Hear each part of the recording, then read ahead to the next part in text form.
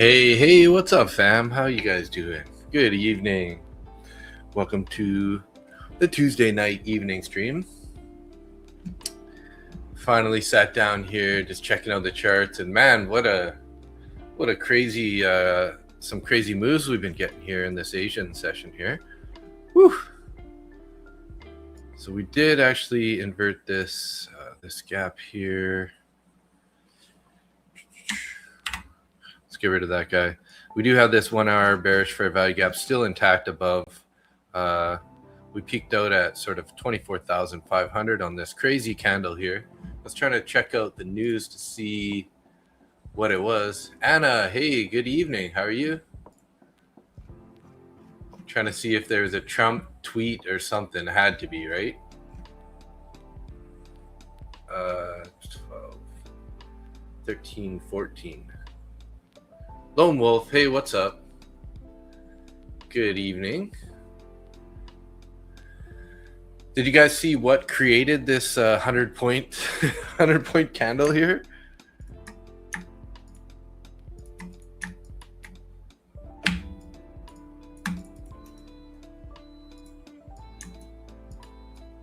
Why is this giving me a weird? It's not letting me. Let's refresh this here.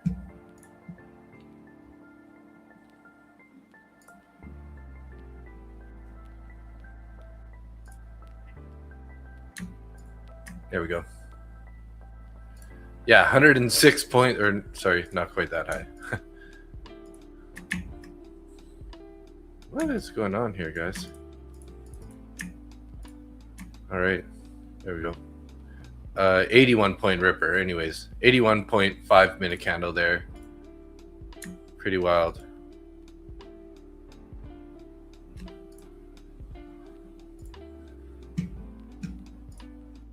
Yeah, that's what I'm looking at right there. I was like, holy. Yeah, that's 5:30, 17:30 my time. I was like looking for financial juice, doesn't show anything. 17:30, 16:30. Feds Goldsby was talking. Was there a tweet? I wonder. 15:30. New York Stock Exchange taps securitized for development of tokenized securities market. No. Very interesting. And then we're pulling back at the moment. Well below the VWAP here.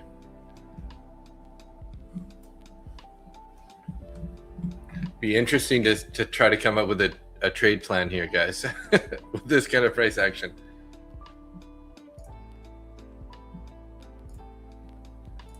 Make sure I got all my stuff connected.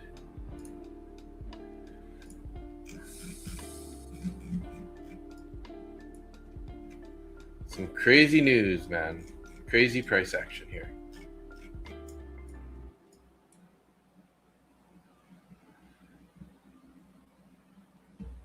We do have those stacked highs though up here. Are we eventually going to head over there, 24,500?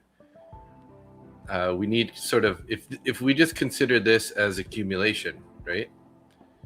Would this be considered still accumulation? Possibly. It's kind of in this range, right? So this is manipulation, and then are we going to distribute all the way back up? Possibly, unless we consider this manipulation, or this part is manipulation, and now this is distribution. So if that's the case, then we're going to end up sort of chopping around down here, maybe near value area high in this area.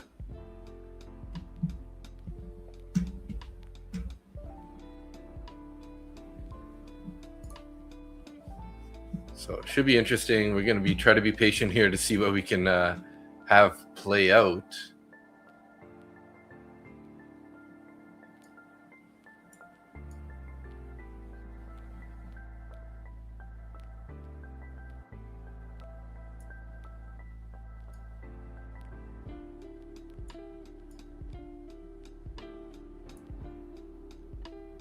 I don't really like the colors on this. I usually watch MNQ, but I've been watching NQ recently, and I just don't really like the look.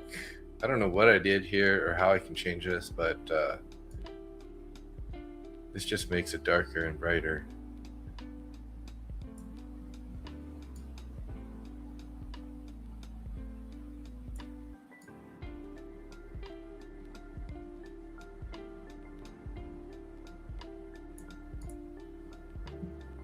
Panda scent work class last night was awesome. Panda was the top of her class. Very nice.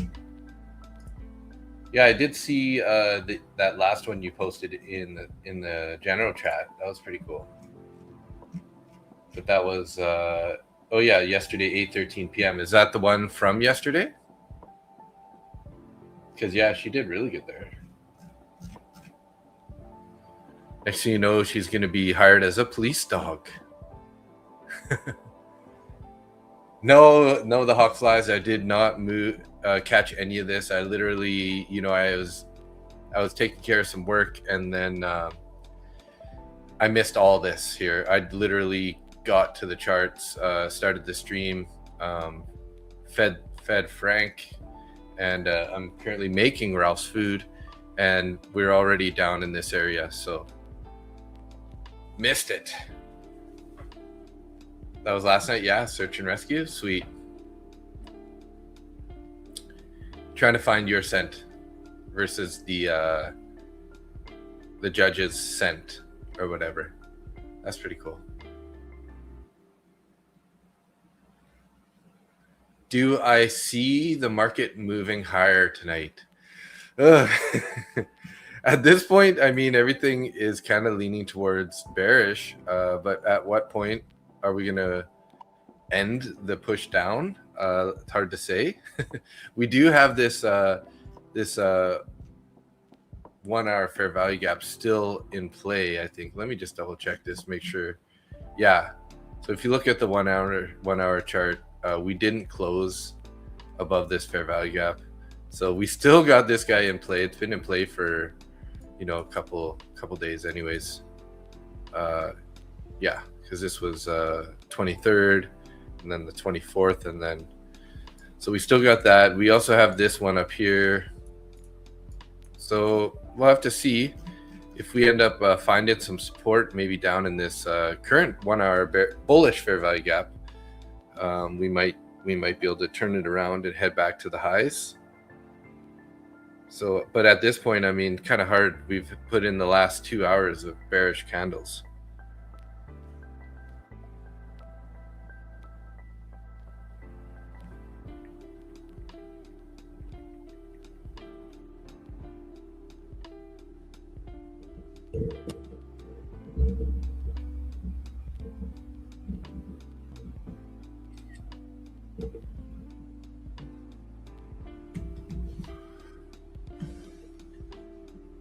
You made yourself some bulletproof coffee tonight? What does that mean? How is it bulletproof? Is that like the name brand or something?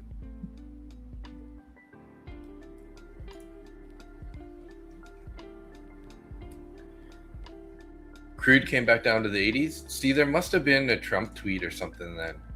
If crude dipped like that.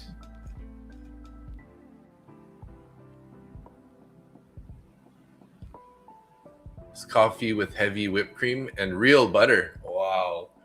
That would kill me because I'm lactose intolerant. So I'm like more like a oat milk and brown sugar kind of guy. Wow, hey, right at the end of the day, oil dipped from like 91, almost 92, right at the close, down to 87. And then we consolidated around there for a while. Market reopened back up, and then we did another little dump from 88 down to 87. So yeah, pretty nasty. It's currently trending upwards, sort of like NQ is trending down. So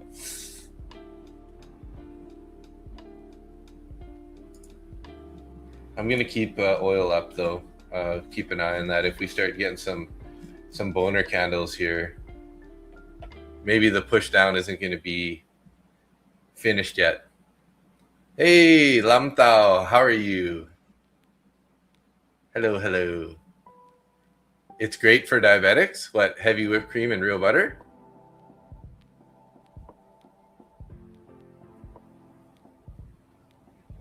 That's what you're saying is great for diabetics? Interesting. Or oat milk? Are you being sarcastic? Like oat milk and sugar is not good. I'm just drinking straight up green tea right now. So, ooh, that's some good tea. One sec here. I just got to double check. I just soaking Ralph's dog food real quick.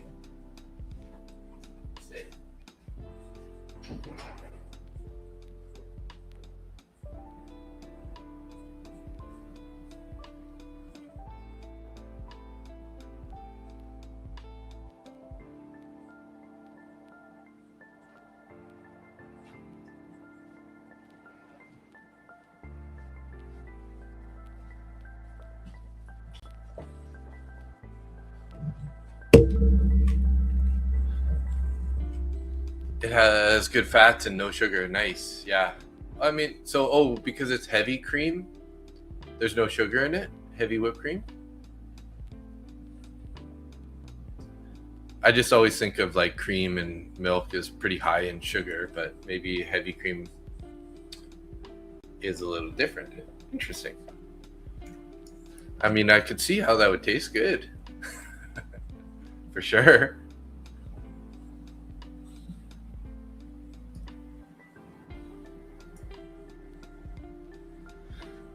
Oh, so while we're just kind of watching the chart here, let's get back to the 5-minute. Finding some support here at the 200 EMA in this bullish fair value gap.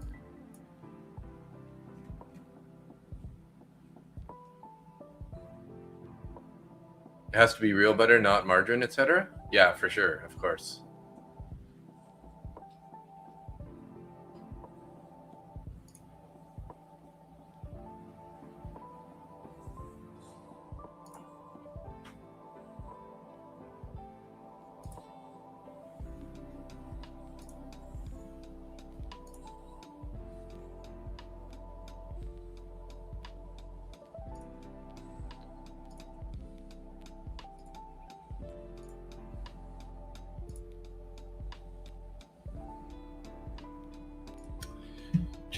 Just downloading my last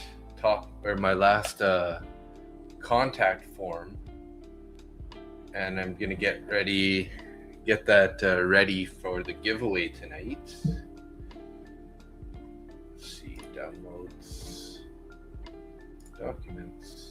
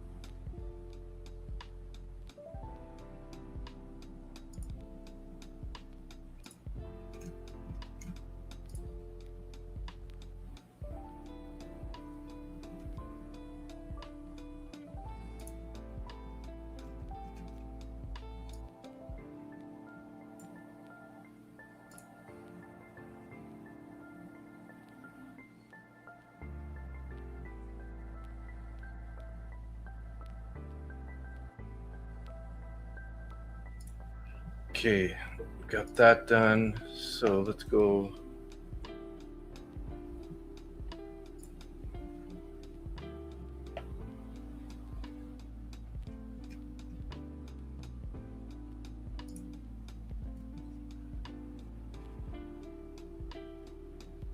They use butter in Last Tango in Paris, but not in a good way. I don't know the joke that you're referring to, but Last Tango in Paris, butter. Might have to. I don't think I've ever seen that. Is that that's obviously a movie you're talking about?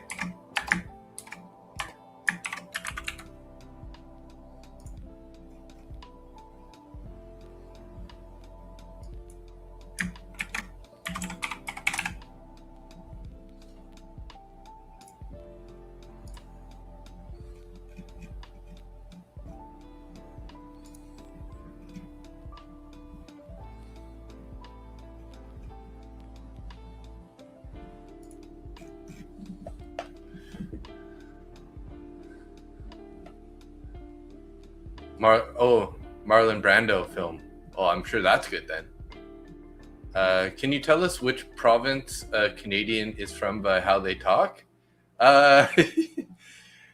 Probably a bit. You know, like only certain places have like really, really weird accents. But overall, yes and no. Do you have some insight on that, Sean, or what? Yesterday in your 5 accounts, they varied between 65 to 185 in profits. Hey, nice. You know what that gets, right?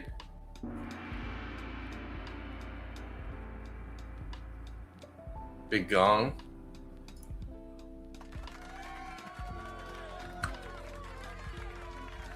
Great job. I love to see it when you guys are winning. Oh, you were just curious? Oh, okay. Yeah.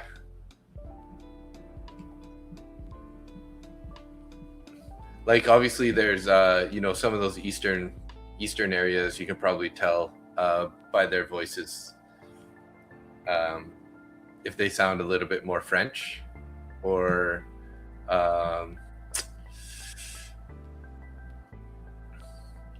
forget which province it is, but there's a province that has like some guys they speak a lot of sort of like gibberish.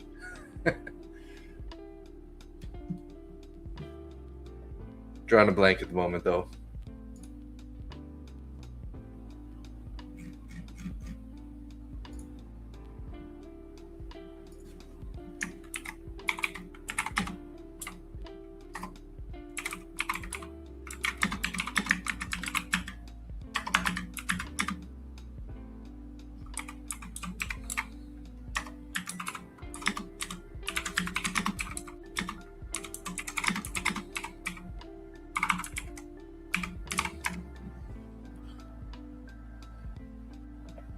Oh yeah, Newfoundland.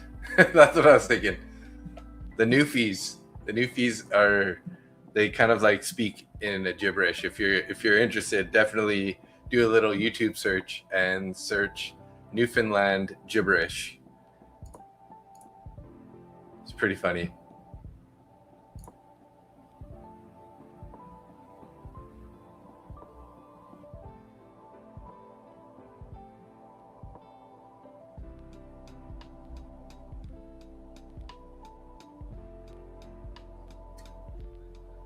Taking a quick look to see what streamers are online right now. I think Zach Arbucci was on earlier.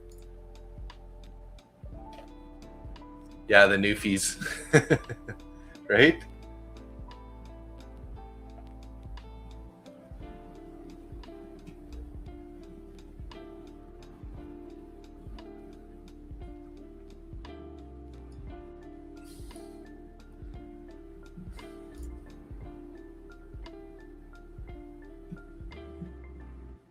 MM is on.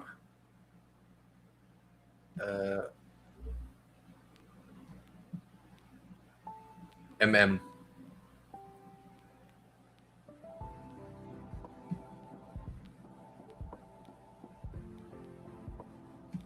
Who's MM? Sorry, I'm. Oh, Methodical Man. Yeah, sorry. Yes.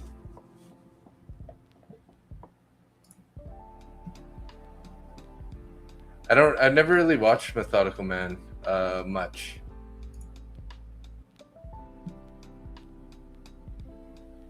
Yes, he's got.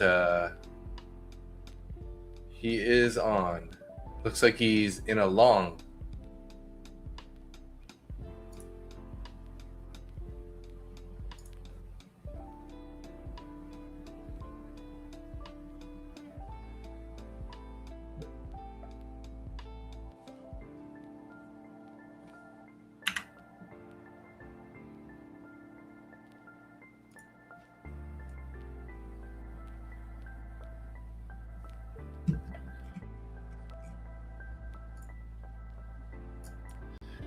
Well, we're getting a bit of a climb back up here, though. But I mean, technically, we should probably be looking for continuation on the shorts here.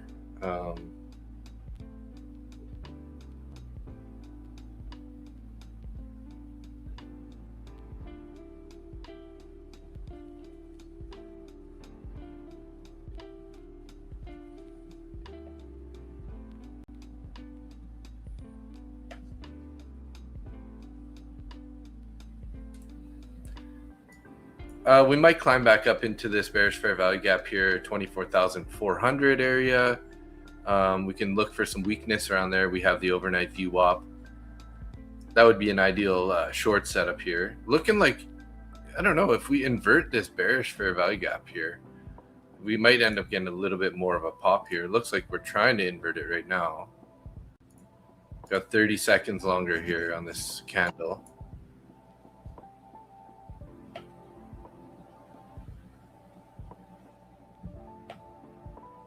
Let me make sure I got the right account lined up here.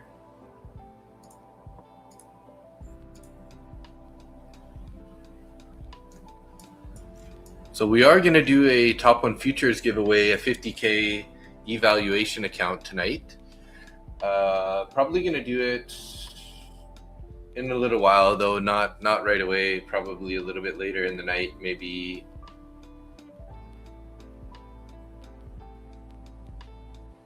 an hour and a half to 2 hours from now, roughly, give or take. NQ is holding a 1 hour fair value gap, mid and 1 minute inverted fair value gap holding as well. And you're long. Nice. Yeah.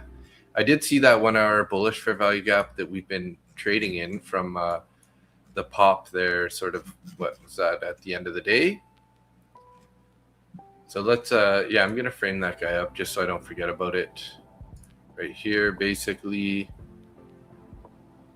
And then put this guy as a green and label it up to a 1 hour fair value gap. Okay. It should be green though.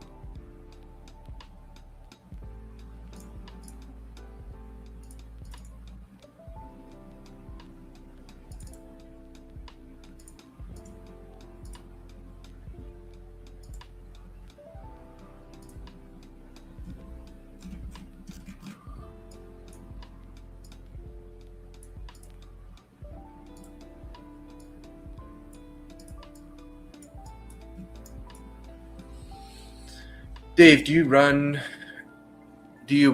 and watch charts of different time frames beside your main chart on the screen, what we see? Yeah, so on my side screen here, I'm flipping through typically through the time frames depending on what I'm trying to look for, but I have 3 charts on my right screen over here that are trading view charts. I have ES, crude, and NQ open, and those are the ones where I'm typically flipping through time frames.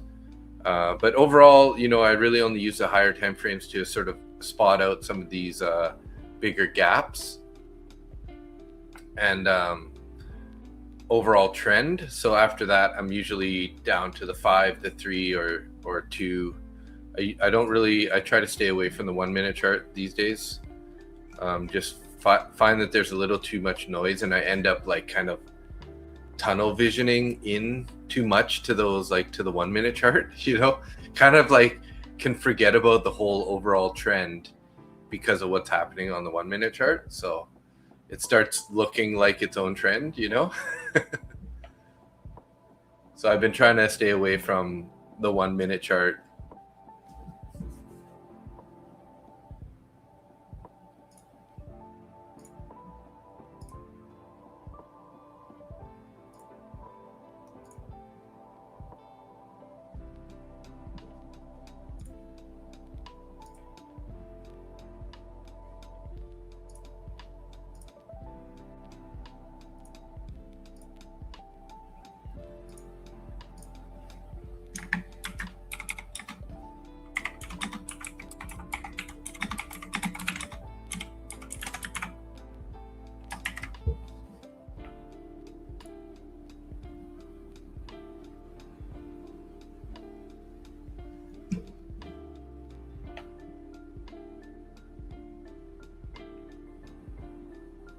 Yeah, I just don't like the way the NQ chart looks versus MNQ. Let's just add that one back here.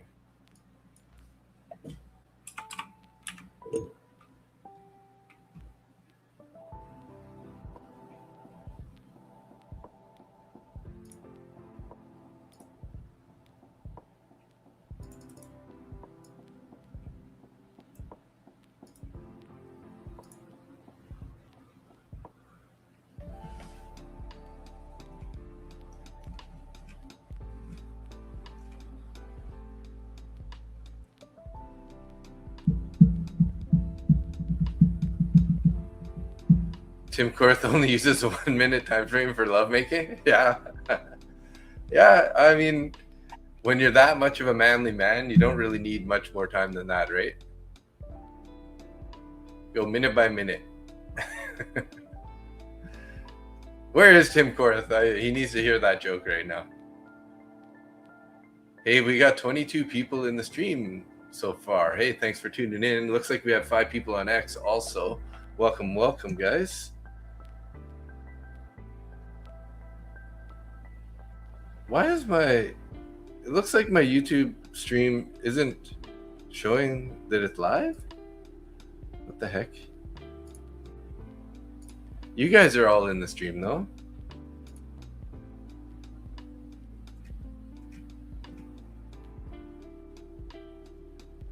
Okay, what the heck? Why do I have 3 upcoming streams all scheduled for...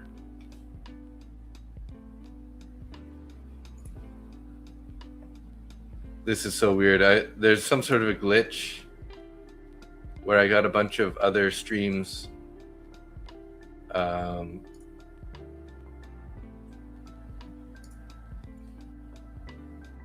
queued up, which doesn't make any sense to me.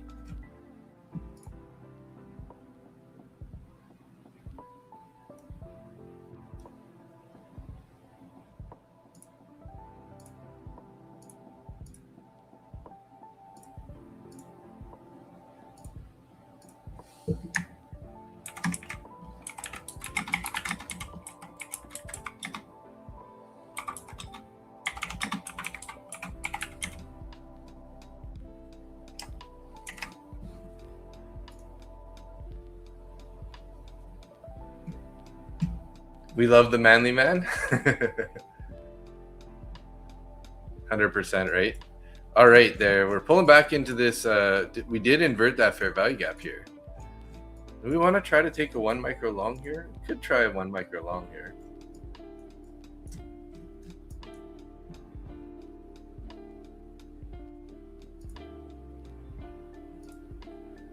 Don't really want to chase this guy down here or chase it up though. So we'll stick it right there, sort of at the low of that previous candle. See if we can't get tagged in here on the lower portion of this inverted fair value gap.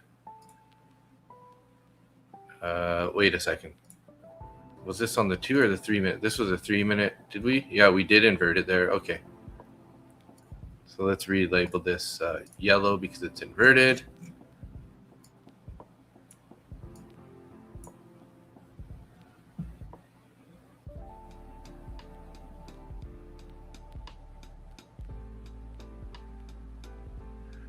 Well, I might have been being a little too greedy here if it decides to pop right now.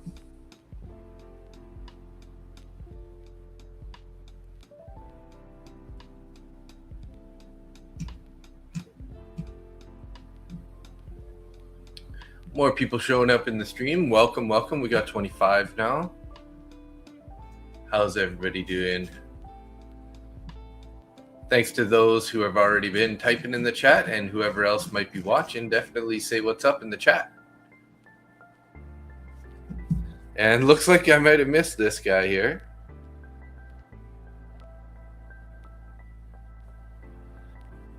We do have 24,350. Is there a bunch of orders down there where we found support previously?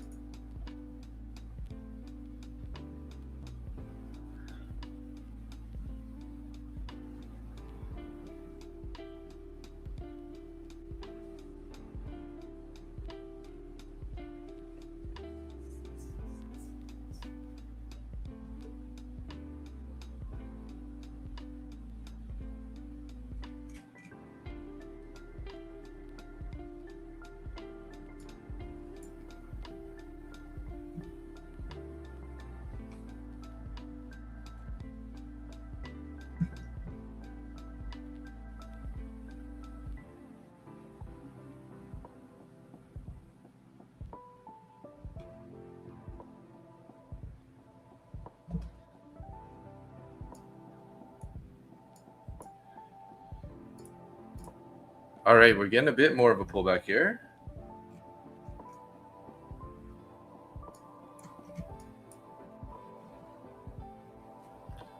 Gonna tag us in. There we go, and we're in.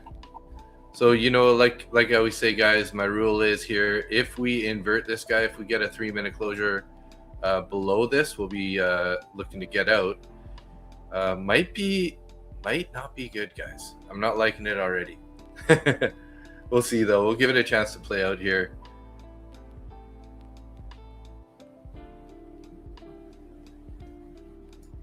My initial instincts is to look for short trade, but I would like to get us up to about 400 area for that continuation short, but we'll have to see. We had a pretty strong closure on the 5-minute candle there, but we're still safe with this entry so far.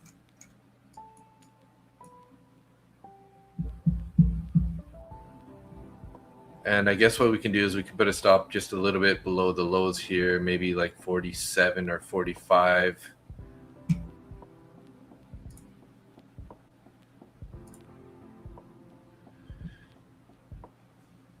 Which, yeah, not looking that good. So it's a 20-point stop here. So we're risking about $40 if we get a deeper pullback, sweep these lows. And it's kind of looking like that's what it wants to do at the moment. Well, obviously, we're going to let this candle play out here. We got a minute left on it.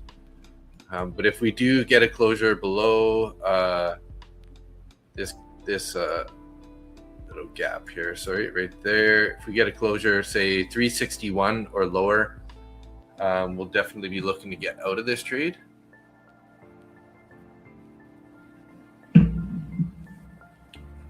And then adversely, if we end up pushing above 380, 385 here, we could think about adding to this trade with a target of, 400, front running 400 area. But we're going to have to be patient here because it looks like they're trying to re-invert the inverted fair value gap. Currently on the 3-minute chart here, guys.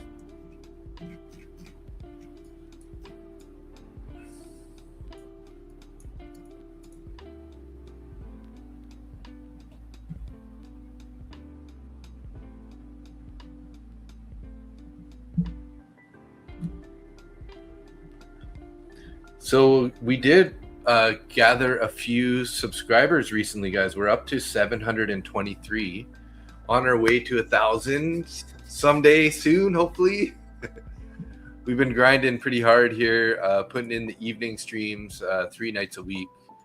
I do have a hockey game this Thursday, so I might have to do another evening stream tomorrow night instead of Thursday. I know typically I've been trying to do Tuesdays and Thursdays, but this week might have to be Tuesday, Wednesday.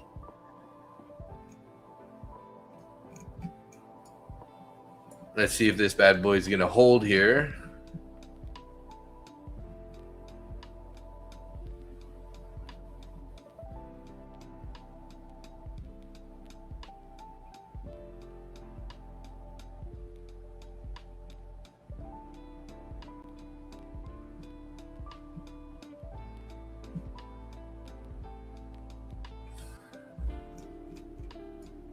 There we go, getting a better bounce here. Now, what we really need to do is see us push up above here. You know what we could do is, let's say 85. If we get to 85 with some momentum, let's just stick a buy stop order.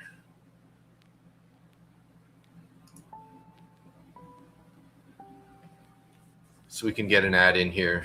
And then our take profit would be two contracts, sort of. I guess we could go 95, 24,395.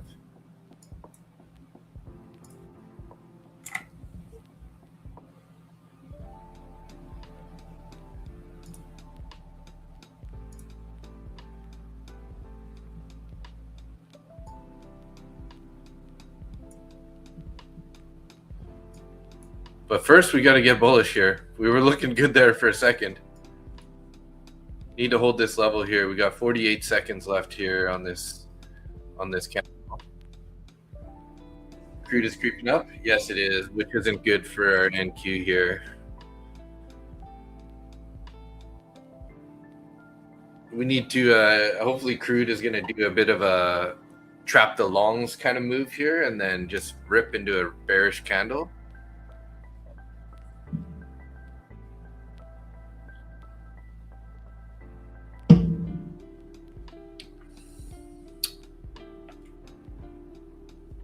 Hey, 40 people now in the stream, up to 35 in YouTube and 5 in X. What's up?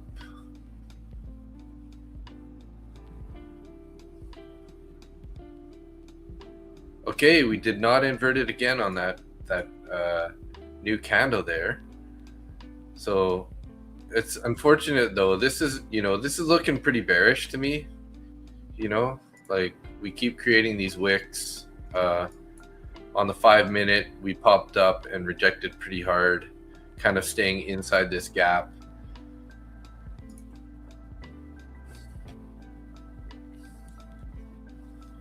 You're watching MES in your personal account chart?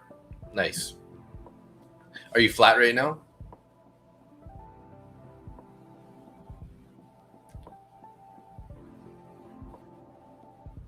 Hello, everybody. I'm Shy. Is that your name?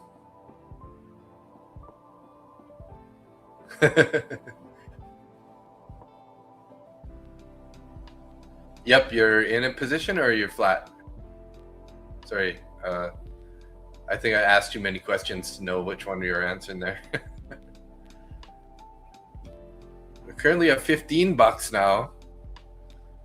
Half tempted to just lock this bad boy in. You're flat? Okay, yeah. I kind of guessed that, but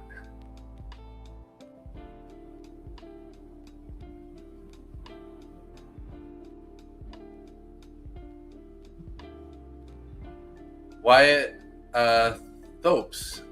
Yeah, I mean, I'm pretty profitable. I mean, I have my occasional blow-ups, like, typical. But I can give you a little look at my recent chart here on this 150K account. So, I'm up 6,700 here over the last month, basically. So I would say, yeah, I'm doing pretty good. I don't trade as my main income though. I trade full time, but it's not my main income. I'm a real estate agent. So yeah. But just trying to grow the channel. I'm more here to just hang out with everybody. We're all learning together, trying to become, consistently profitable traders. But you know, I've only been trading futures for about a year now, and it's been a grind for sure. I've been live on YouTube now, going for about 7 months or so. Well, we're gonna need a bounce here, guys, or else we're gonna be looking to exit this trade. If we looks like we're gonna possibly get this. Oh, they're gonna save it last second here. Oh, look at that, they saved it very last second.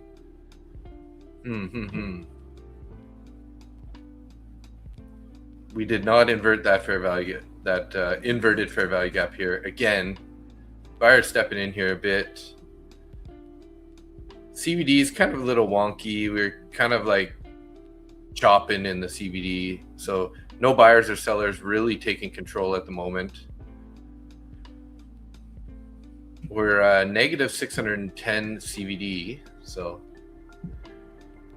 do I like ICT? I like some of the concepts from ICT, and they're not really, you know, ICT took some of these concepts and just returned them, right? So I do use fair value gaps and inverted fair value gaps, and I look for you know, divergences between the indices. But you know, I wouldn't say like I'm an ICT trader. You know, I'm like more of a volume profile with VWAP and then fair value gaps trader. So I'm not a huge, like, you know, ICT fan. Damn, guys. Well, we might end up taking a stop out here if this continues lower like this. It'd be nice if they just made an equal low and then bounced it. Little manipulation before the bounce, but at this point, if I do get back to break even on this candle and this trade, I'm probably just going to try to cut this at a break even or a small loss here. Just this inverted fair value gap's just doesn't seem to be doing its job at the moment. That's why I only went in with 1 micro here. Only risking $40 basically if we do get stopped out, so no big deal. When you're not 100% sure on the trade, just size down. You can save yourself a lot of pain, a lot of heartache. You know, when I see this coming down and if it stops me out, I'm like, it's $40, right? But if this thing does reverse and ends up heading all the way back up to, you know, up to the VWAP or even higher, we got some good chance to capitalize on making some good profits here.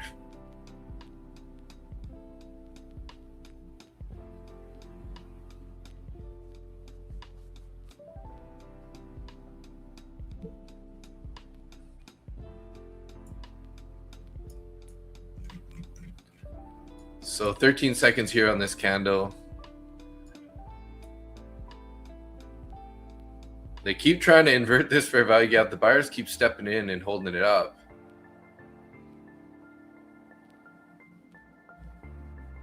Oh, looks like Methodical Man just ended. Yeah, it's been mostly all green on the chart, on my on this chart here. And you know, it kind of sucks because I'm getting close to the end of the month when you gotta like pay the renewal for this eval.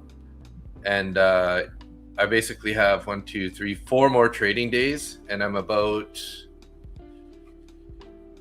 2,250 away from passing. So I don't really want to push it. I might end up having to pay pay a subscription renewal fee for that. Oh, maybe the stream isn't ending. I don't know. He just keeps putting the stream is ending, but maybe not. Blackout News Network, what's up? Hey, how you doing? I took this long on this inverted fair value gap. We had a bearish fair value gap on the 3-minute chart. We inverted it sort of on this candle here at what is that? 1930 is 7:30, so 10:30 p.m. candle. We're coming up to the hourly candle here, guys. So something's gonna happen here. pretty soon. So AG Trader, what's up? Number 5 Hundo in the house. It ended?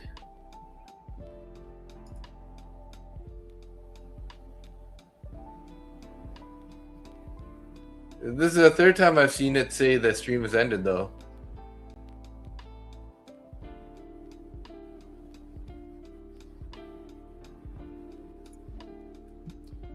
Number 500. Yep. What's up?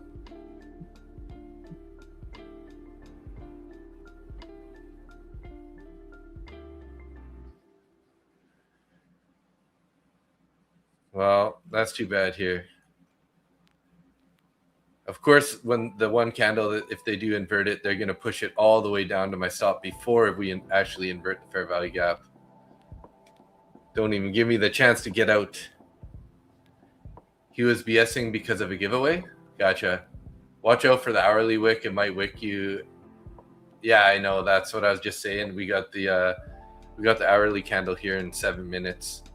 So I'm going to try to figure out what to do here with this trade. I'm only risking $40 here on this eval account. Just trying to take a warm-up trade here. Was hoping for a bounce here. We still have, yeah, they're going to invert this here. What?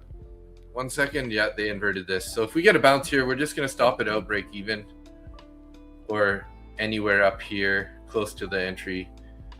You know, as per, if you guys have been watching for a bit, anytime I enter on a fair value gap, if we get, whether it's an inverted fair value gap or a fair value gap, once it gets inverted or, you know, broken, I look for an exit, right? So try to avoid taking a loss here. No, I didn't, Jerry. I saw that, you know, we pumped like 80 points on that. That's what I was saying earlier. I wasn't sure what this candle was. I figured it had to be a Trump tweet candle, but yeah. Well, looks like we're gonna head down here and hit my stop. We got orders at 424.350 here. Did they just pull them? It looks like they just pulled them.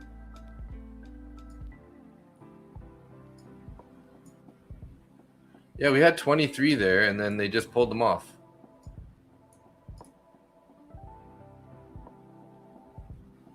And it bounced with the blind orders. Looks like the buyers are just hiding in there right now. He delayed the strikes on Iran for a month. Oh, interesting. There we go. We're out of this one, guys. Yeah, I should have stuck with my original bias, looking for a continuation rather than buying it. But I got sucked in by this inverted fair value gap, which seems like we're going to invert again, or are we? No, yeah, we already inverted it. My bad. Yeah, I'm surprised. You know, Financial Juice hasn't been very good on putting anything about Trump tweets on their feed. So I don't know. How do you guys normally see that? Do you have? Did you guys, you know, do you keep open X to see this, or what? How do you do that?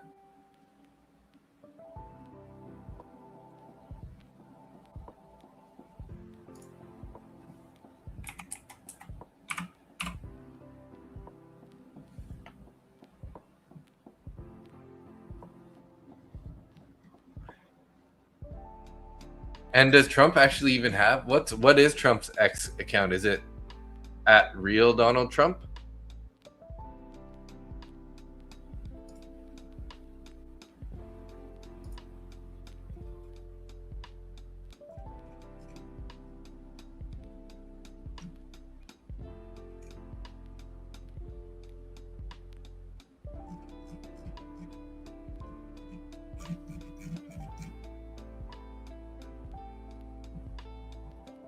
Oh, let's I gotta exit out the rest of these trades here. cancel these orders.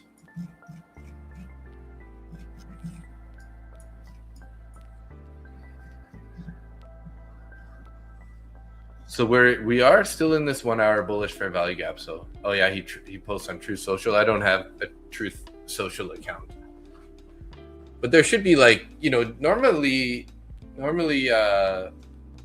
whatever Financial Juice ends up saying something about it, but they got you too. They got you on this pullback here. Were you taking along also?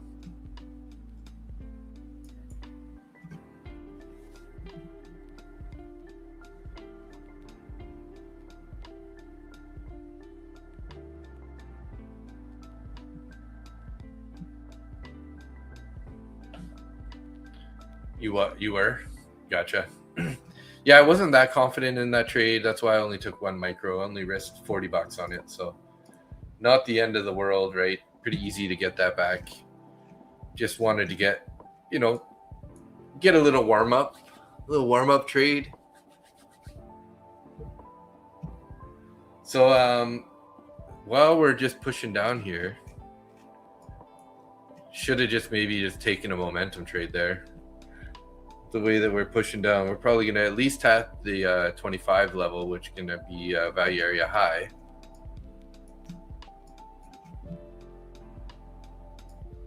Let's pull this back here. A little bit easier to see the chart.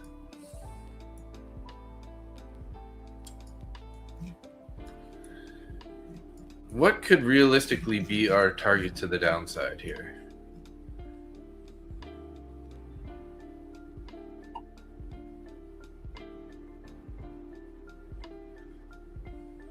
Maybe the point of control? Could be the point of control.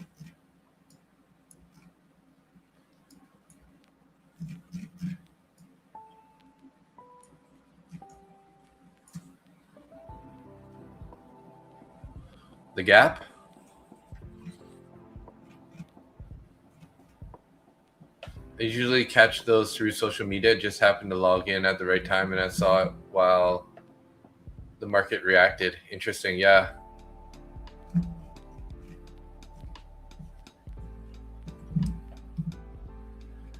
Well, this price action isn't very nice in general lately. Pretty choppy and pretty big moves with all these tweets coming out, or truths, we should say.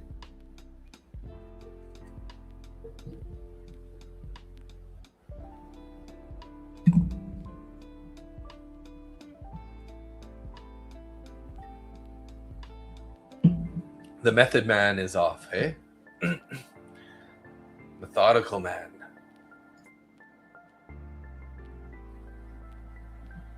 See who else we got live here. Oh, I just see myself live on the top of the chart there. Probably one of the only people.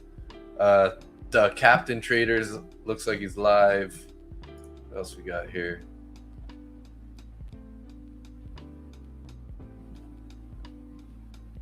Inside Trading Futures. Late night live day trading.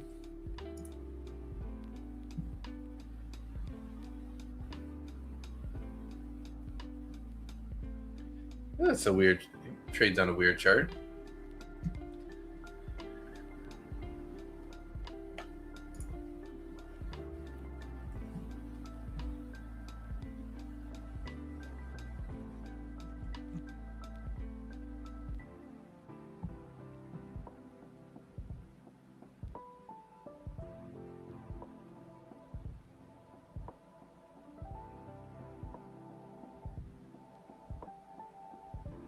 Wow, looks like Lucid has paid out $100 million in payouts, trader payouts. Yeah, it shows that Lucid has made $100 million in trader payouts. If we sent payouts in $1 bills, it would be 2 miles higher than Mount Everest. Look it up.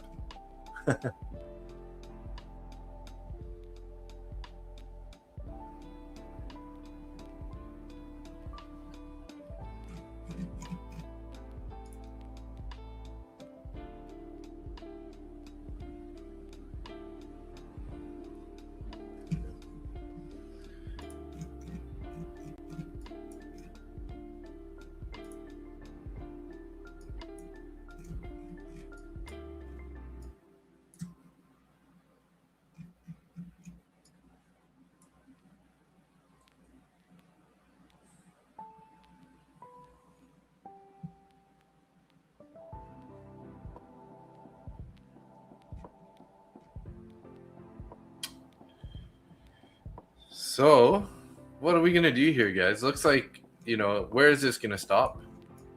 That's the question. We're gonna have to wait for some sort of a reversal signal, or I feel like we should probably be looking for shorts still.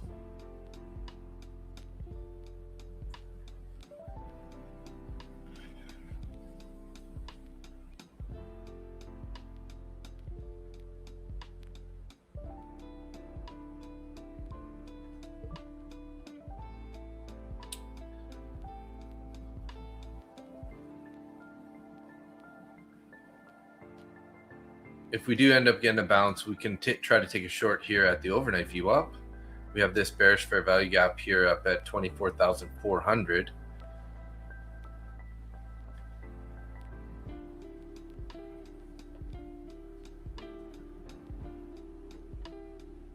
So we got to look for some weakness. If we get up to 380s, around 380s to maybe 430 at the highest, looking for some weakness in this area. Could be a short entry.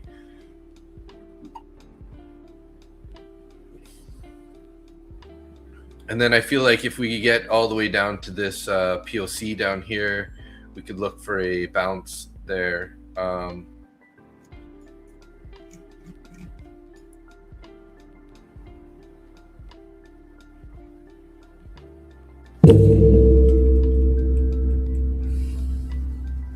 Hey, 55 people in the stream. We got 50 people in YouTube, 5 in X. People are showing up. Good to see you. Definitely say what's up in the stream if you're new. I'd like to hear from you. We're currently sitting at like 723 subscribers, grinding our way up here, hoping to get to 1,000 sometime. But yeah, just having fun hanging out with you guys regardless. The market is a little bit of a wild one right now.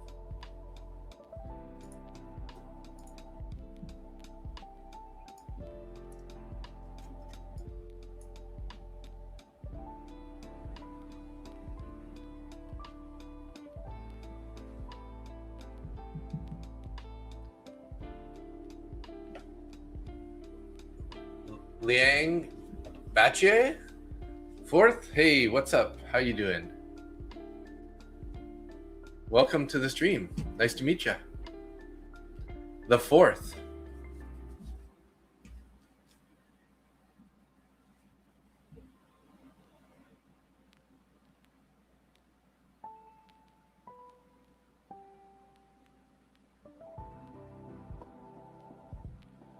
We got to break this 200 EMA for us to start looking like we're going to be bullish again here. Bachier. Like not married. Bachelor. Oh, sorry. It looks like an I from here. My bad. Lang Bachelor. Gotcha. Yeah, just like from here, it looked like it was an IER. I was like, oh, that's interesting.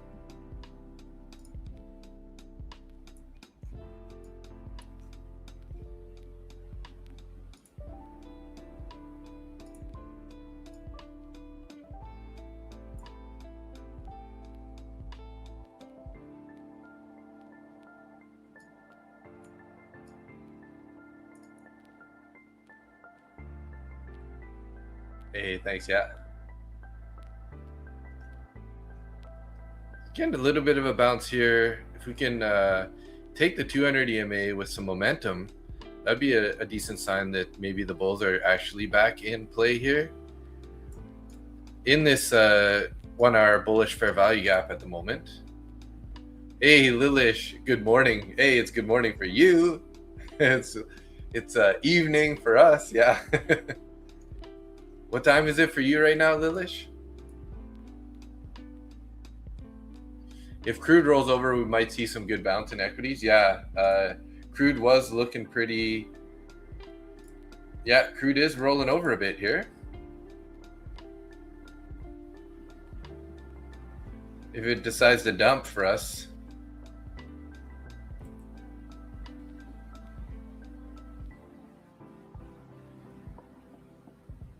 8:40 in the AM.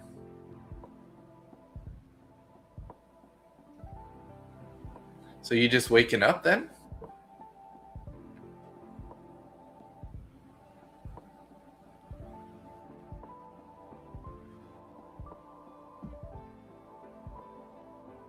We got this 9 EMA sort of in the way here, lining up with the 200 EMA.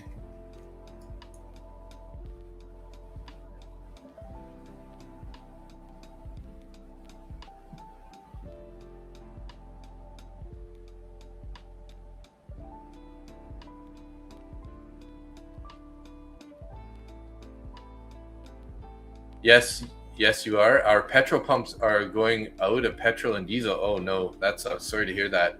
Did you happen to fill up some jerry cans or anything recently, or you been loving the 50 EMA on the 1 minute?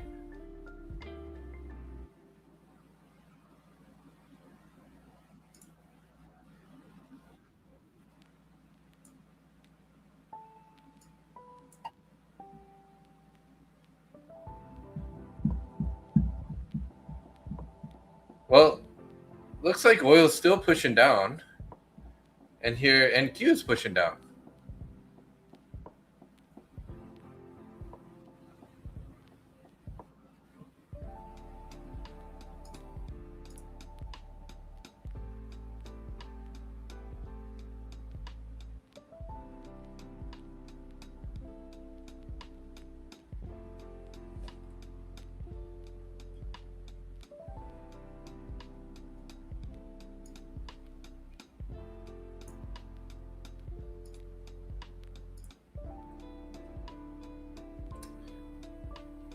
They're doing a little bit of manipulation dance right here, because it looks like oil's trying to go lower at the moment.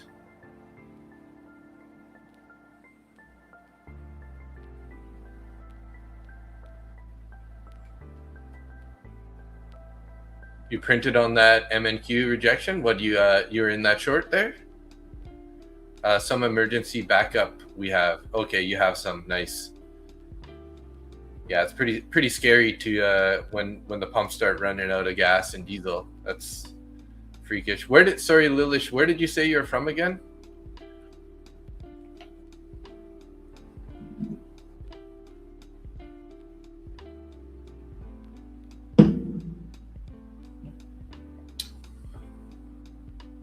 India. Oh yeah.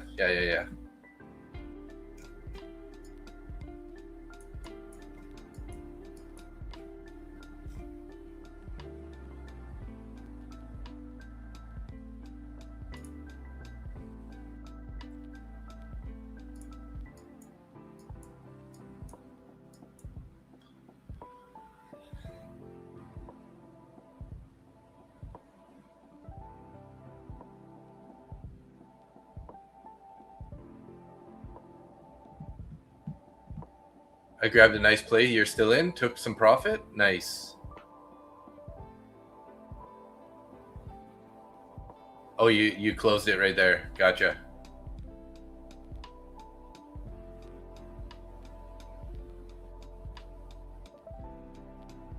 All right, Liang. Lang Bachelor. As per my name, I'm butchering your name. I'm just gonna call you Bachelor now. It's just easier. See you on the next one, bro.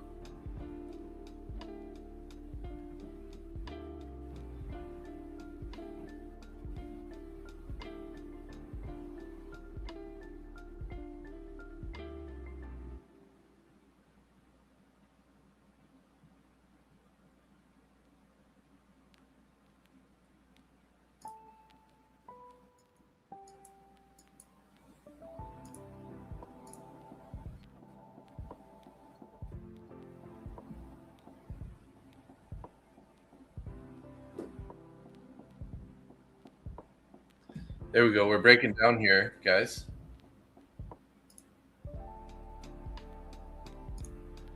We are breaking down.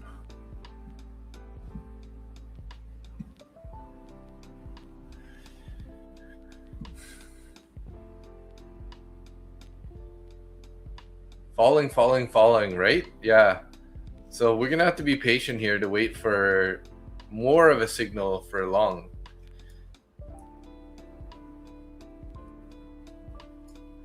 I mean, or look for a continuation, but I really want more of a bounce up into the, you know, the 400s area before I'm gonna take a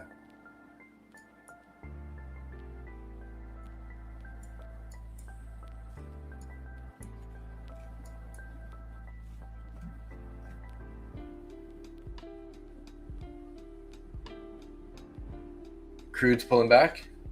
Of course it is now, right?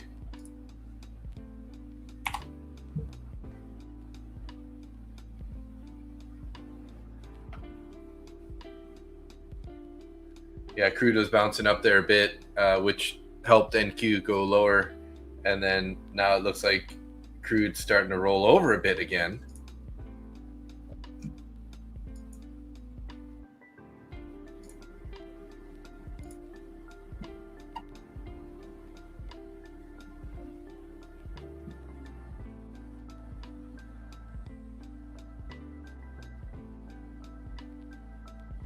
Looking like shorts are really the only trades right now, or only play right now, guys.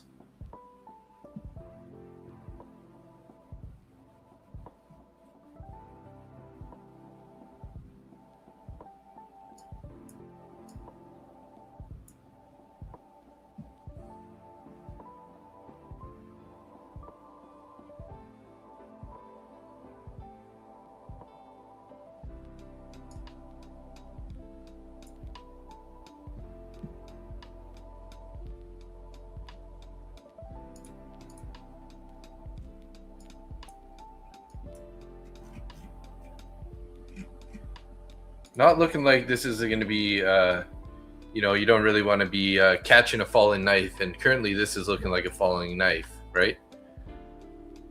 Look at this 30-minute chart here. We've just been going straight down here for 1, 2, 3, 4, 5 30-minute candles in a row here.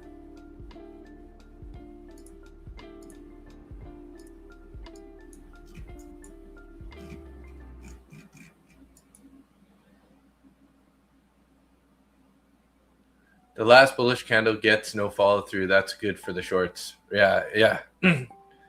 Totally.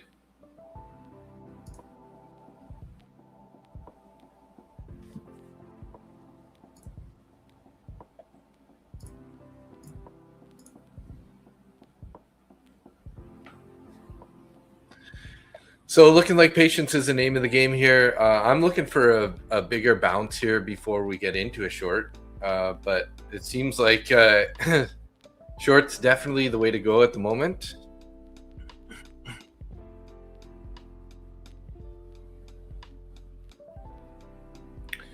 All we need is Trump to come on and tweet something here, and we're going to blast off all the way up to the highs. Right?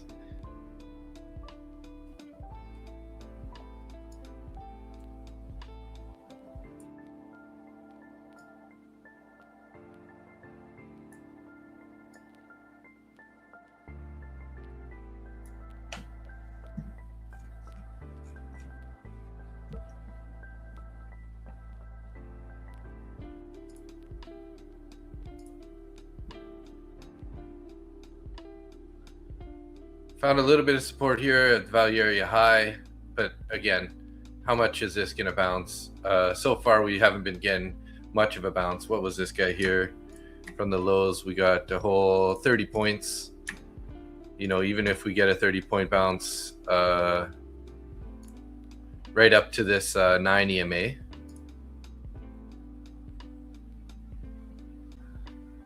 If we reach close to 23,000, a tweet will come out. Yeah, right? Multiple tweets. Oh yeah, guys, the war's ended. Boom, right? Oil drops like a bomb, and the equities just rip higher.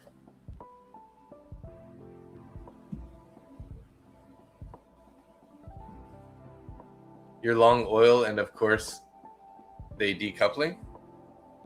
Oh, you're in a long still of gold right now, or oil? Yeah, I don't trade oil, guys. I've been just watching it recently since obviously it's sort of one of those, activators right now for the market. So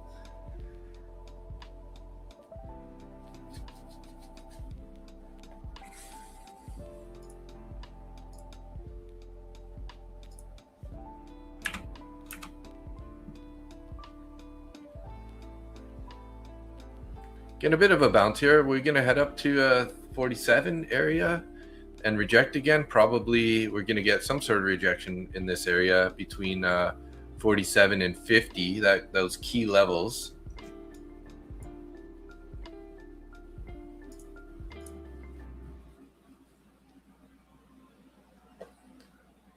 Oil's looking bearish a bit. Yes, it is. I agree.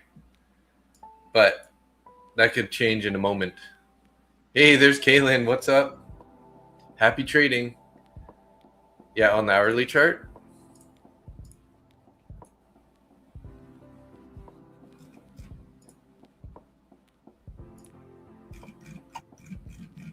Oh, yeah. We do have a bullish fair value gap here, or it wouldn't really be formed fully yet because it's from the last candle, actually.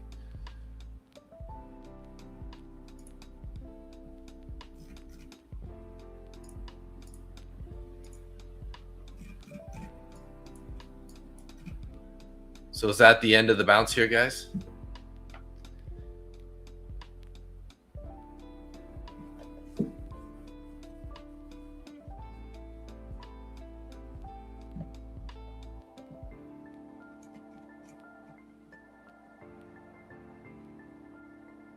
We got this fair value gap here, 340.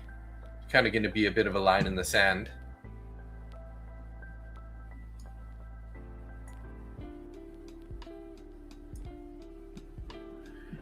Looks like they tapped into it there, pulling back slightly. Crude daily. How's the daily looking? Sort of looks like it's in a bit of a support zone on the daily. Holding this bullish fair value gap.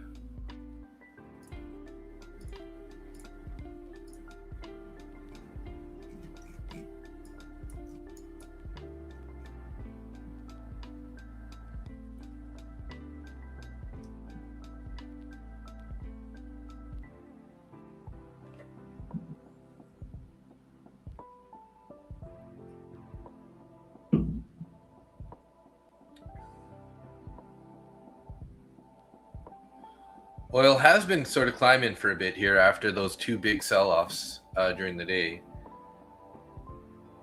I guess people aren't really believing Trump necessarily on what he's saying is happening, right? So exactly at the resistance, if it breaks the trade long hourly.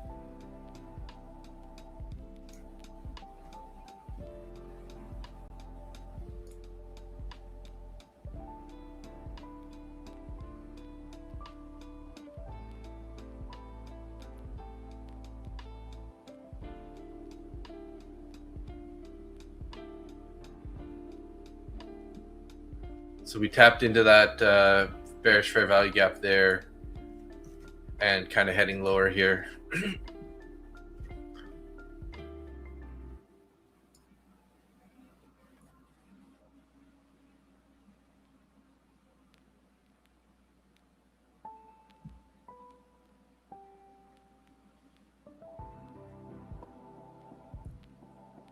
Yeah, oil's bouncing a bit here.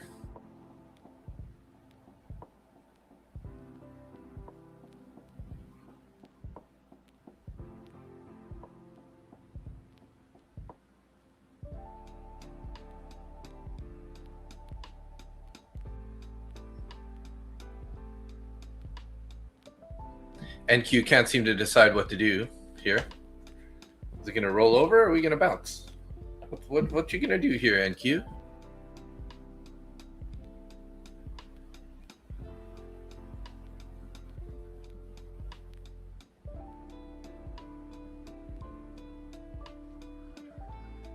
The WA is not over 300 Marines about to set foot tomorrow? No way. The war is not over. 300 Marines about to set foot? 3,000. Whoa.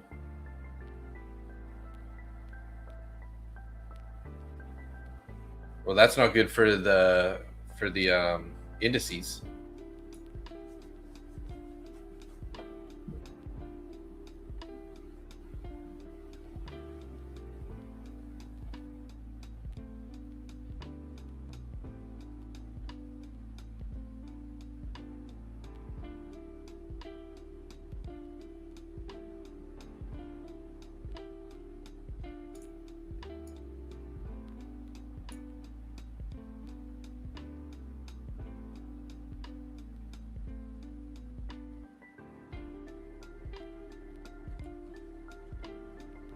Oil will pump.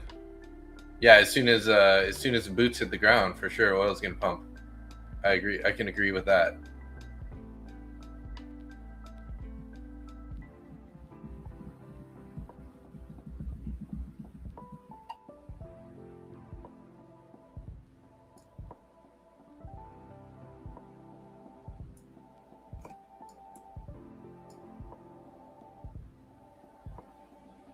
NQ's trying to pop here a little bit, guys.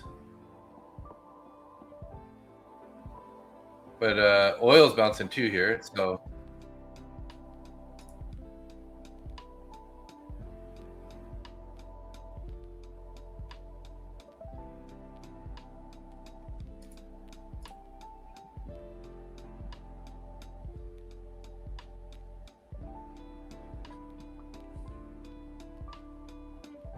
NQ pump to 24,510. Well, I mean, it could be a stretch, Steve, but I don't know. At this point, we can't really call that out with confidence. 510. I mean, at some point we should probably be heading up there. Now, whether or not that's going to be, in this session, we might have to wait at least till London for that to happen. But more likely, we're looking so bearish at the moment. Hard for me to say that we're going to pump all the way back up there. I'm going to have to see some sort of big, higher volume green candles.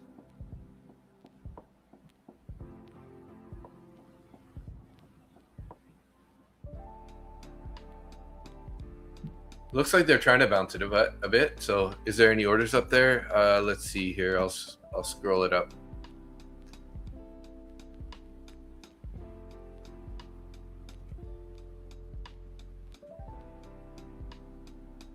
We do have some orders at 500.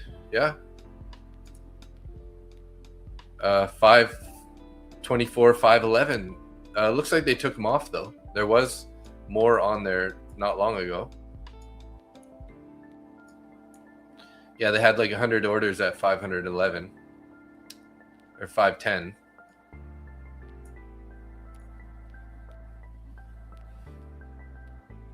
You think TIGR and Hood both are brokerages that TIGR is in Asia and China mostly that beat big last week, that add new accounts of 29,700 with potential earning of 734? Hey, Michael, what's up?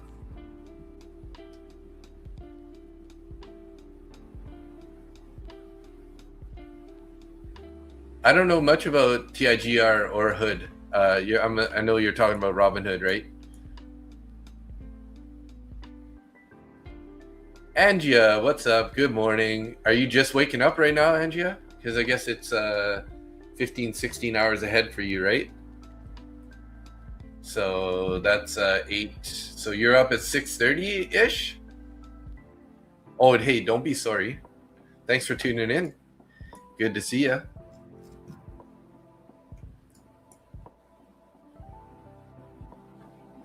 Yeah, for some reason I thought, yeah, you slept at 5 in the morning. You slept at 5 a.m.? What time is it right now? Then, oh, because it's like, oh yeah, so 8 plus 6, 12. So it's like 2 Just woke up at 11:20. Gotcha. Nice. 11:28 a.m. Nice.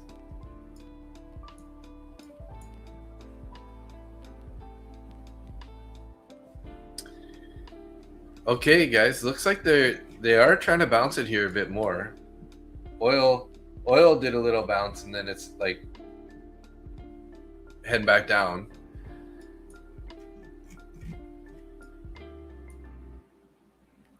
Try to look for a bounce and then some weakness on the bounce for a continuation short.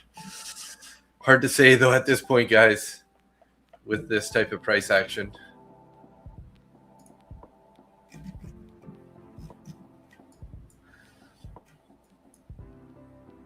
The 1 hour gap is smaller than the 5-minute gap. What the heck is that? Like, look at this 5-minute gap, guys. It's like from there here to there. So 257 up to 400. I missed this whatever this candle was too, like at the close of the market close. 229 points. Wow. 1,000 ticks.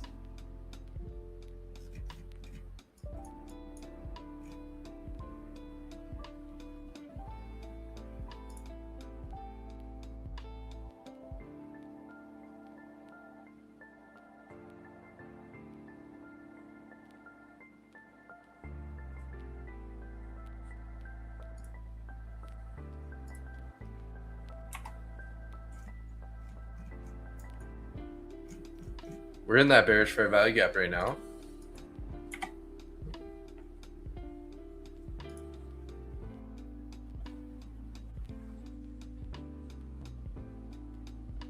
UEC is moving up today. I think after the close, a ceasefire is why oil is down. Yeah, he said he's stopping it for like a month or something like that. Can I suggest for analysis use 5-minute, 1 minute to generate? For analysis use 5-minute. The 1 minute generates too many signals, and we need less signals for execution. Oh, for execution on the 1 minute. Yeah, I typically am mostly watching the 5. I don't really use 1 minute, but yeah, you could go down to the 1 minute for execution. Gives you a little bit more, a little bit more structure to sort of trade off of, right? We need a bearish engulfing candle right now. Yeah. To break down below the value area high. What I've seen is because of 1 minute, I get later entries. Why this happens, all the price action looks the same when you enter on a 1 already. On a 5-minute, it printed 4 to 5 candles. Yeah.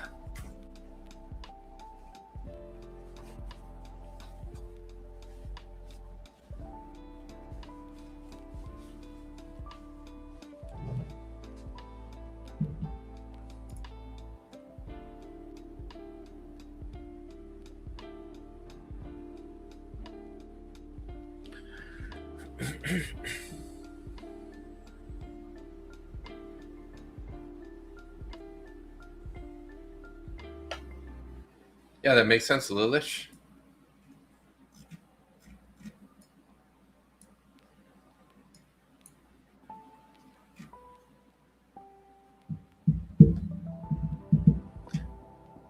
Hey, we got 47 people in YouTube and 5 in X tonight. Hey, thank you, everybody. Good to see y'all. And just checking the subscribers, see if we got any new ones. Yeah, we did. We got a couple new subscribers today. Thanks for anyone who is new. Appreciate you guys. DI, what's up? Long time. How you doing? Been a minute. Quick $20. Nice, Kaylin. Yeah, profits, right? Don't be afraid to take it. Ralph's whining to me over there, guys. I might need to give him his dinner. It's finished cooking there. And as in cooking, I mean, I put, boiling water with his kibble, so it makes it nice and soft and easy for him to eat. So this guy's old, you know. He's old.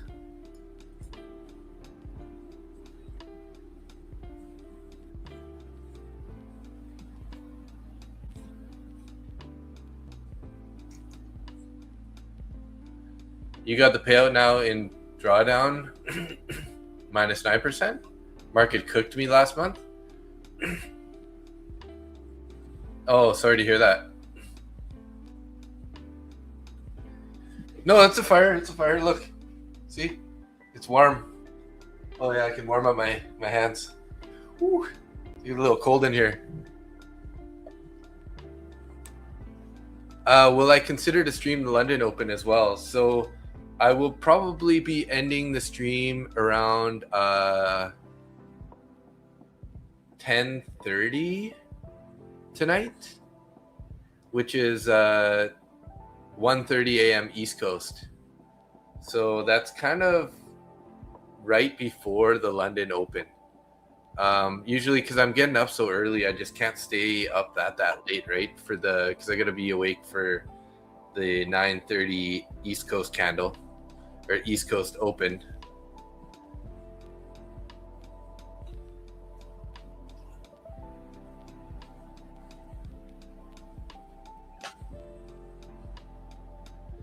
But yeah, I mean, if I didn't have to get up every day to trade with Nick, and that on the New York Open, I would definitely think about doing some London sessions.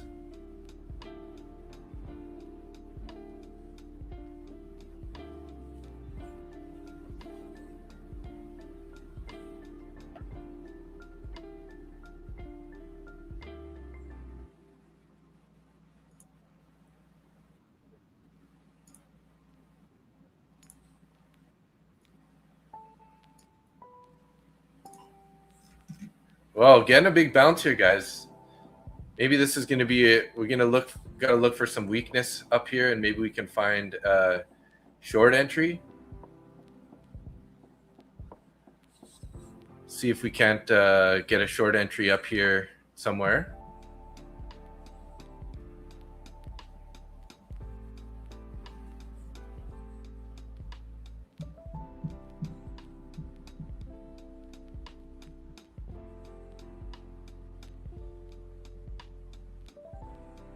Yeah, not possible to trade everything, and rest is really important, right? Yes, I agree, 100%.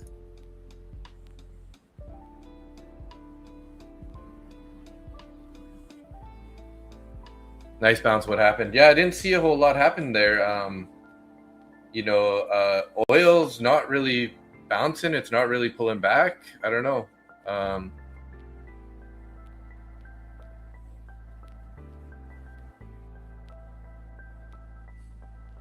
I guess we had a little bit of a pullback there on the oil.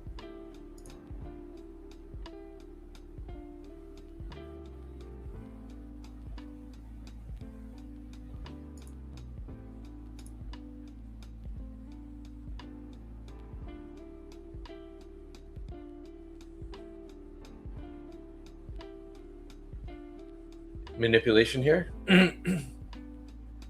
Could be.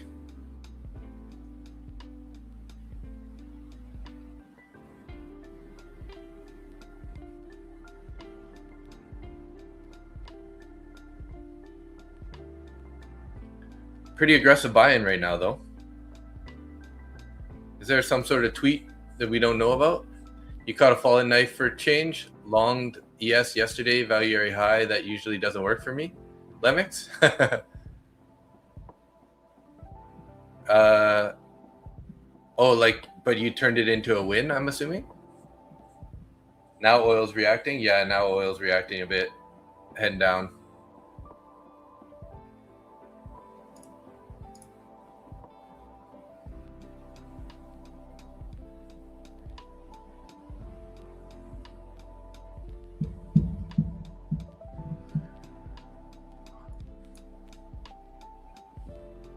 Pretty high volume on this bounce, though. You've been observing VWAP after the last discussion. I believe VWAP is a vaccine for over trading problem. Yeah, for sure. I mean, it can definitely help. If you have to constantly wait for a reaction around the VWAP, then yeah. Is this used soil chart? This is a MNQ. What's used soil?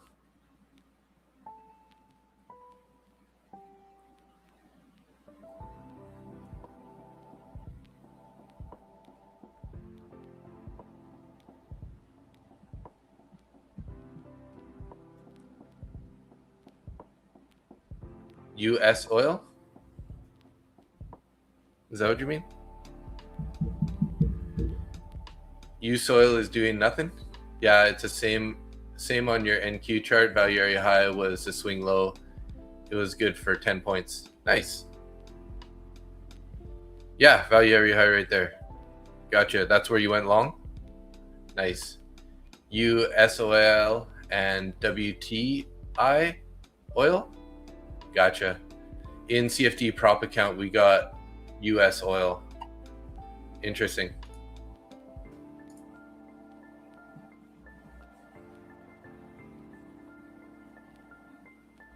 Quite a bounce there. So this could be telling us it's time to start considering longs here, but we'll have to see how this plays out. Oil looks like it's trying to bounce again here too.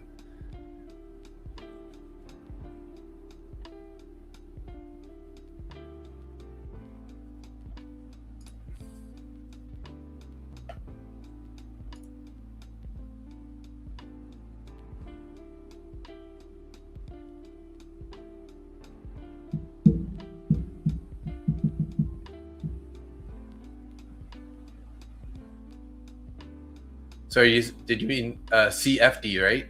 I don't know if I just read that dyslexically or if it's like CDF is what it's meant to be written as. When I read that, I saw CFD, which I know a lot of people have to trade CFDs depending on where you live, right? And DI, I think you before were saying CFDs, so maybe it was just a typo on your end.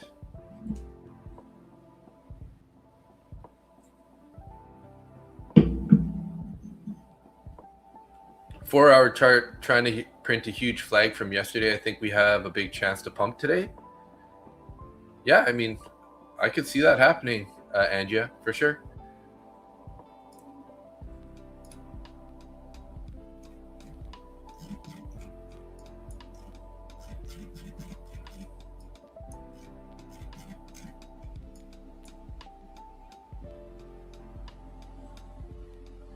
Previous day's high, they're up at 540, 547, 550 area. They're playing Jedi mind tricks on us. Send it down, send it back up, send it down. I'm not a good trader, just saying what I see. Correct me if I'm wrong.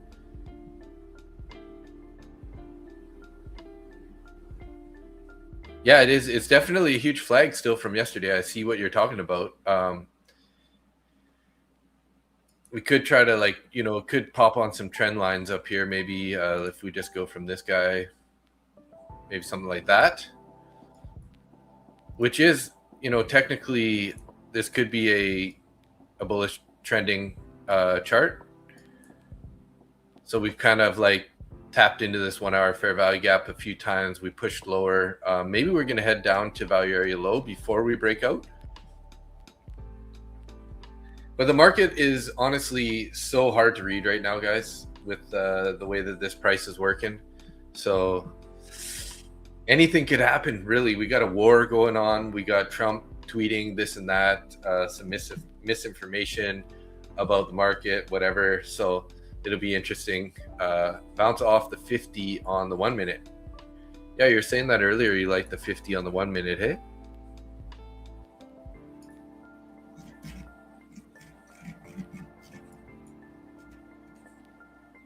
Pretty big range here for this this chop.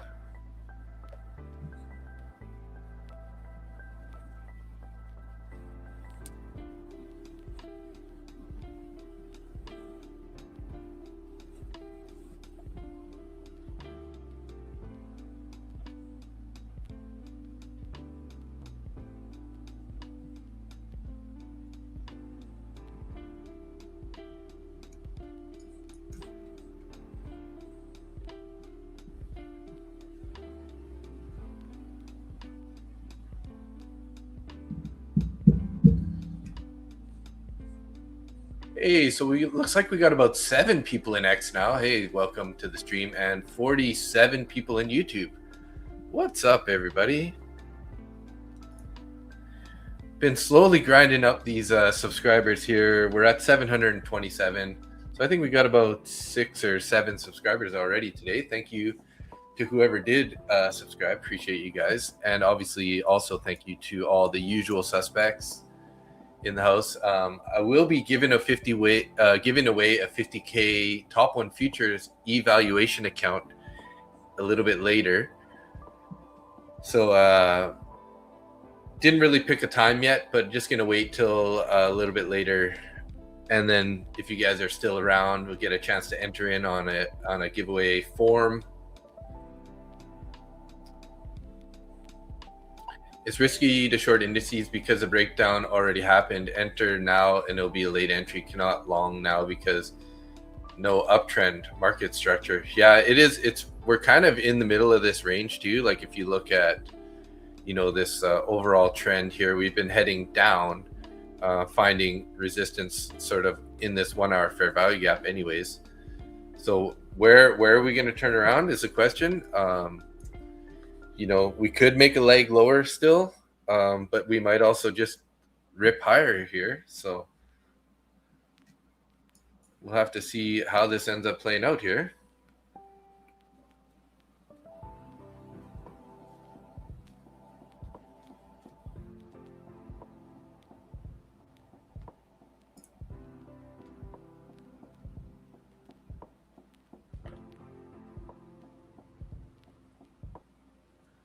Still have my account, not strong, but still alive.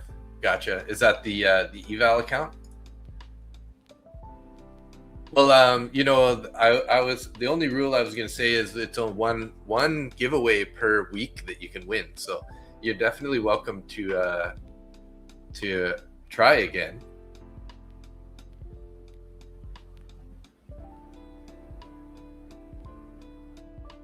Yeah, I agree with what you're saying there, Lilish, for sure.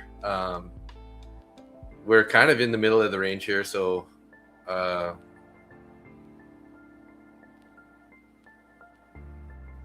could go either way at this point, right?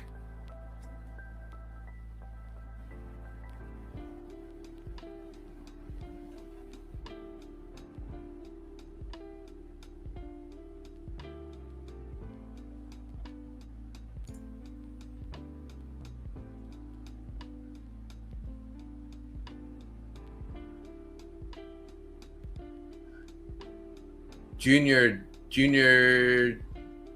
Dace. Sorry if I'm saying that wrong. Going to give Top One Futures a shot. Have you received? Yes, I have received a payout from them. Yeah, they're a great company. Good payouts, good support. They're one of the top ranked prop firms on Prop Firm Match. If you guys have seen them. So definitely a good company. I wouldn't be backing them if I didn't believe so. And I do trade them also. So currently I'm trading a 50K Ignite account. I haven't traded it today, but yeah. Thinking about switching to swing trading. So many fake outs in smaller time frames. Can you swing trade on the CFDs?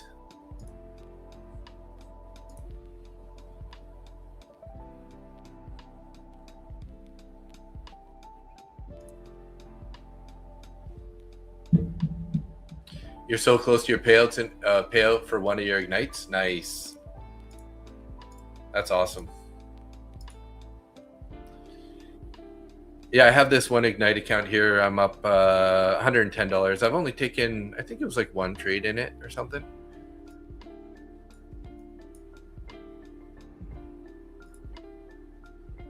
And then I also have a Lucid eval, which I'm trading a little bit slower because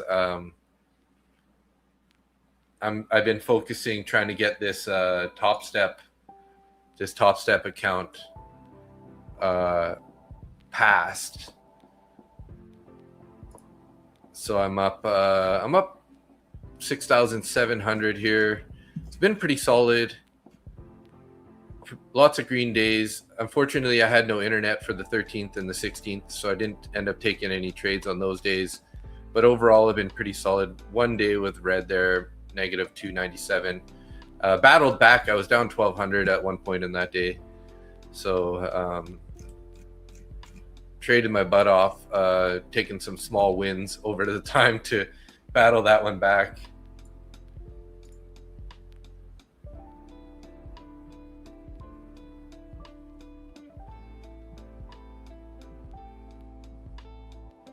Yeah, overnight and weekend hold allowed except news trading within 5 minutes before and after. Okay. But if you're holding the trade from like the previous day, does that matter? If you're still in the trade when the news happens? I don't know the rules, how that would work, but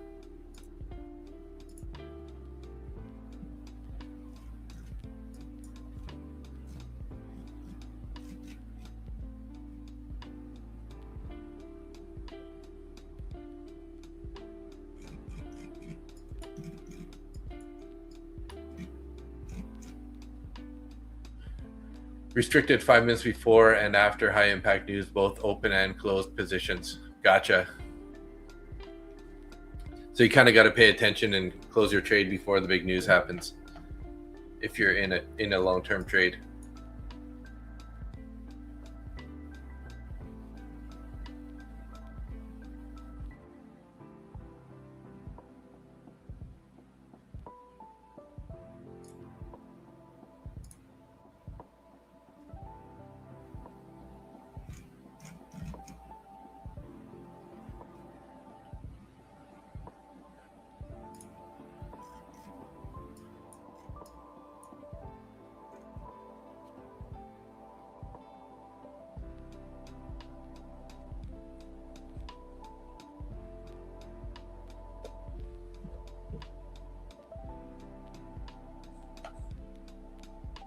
Okay, guys, I'm just, bear with me for a minute. I'm just going to feed Ralph real quick. He's giving me some notifications from behind me there saying he's hungry. So I'll be right back in a few minutes here. Thanks.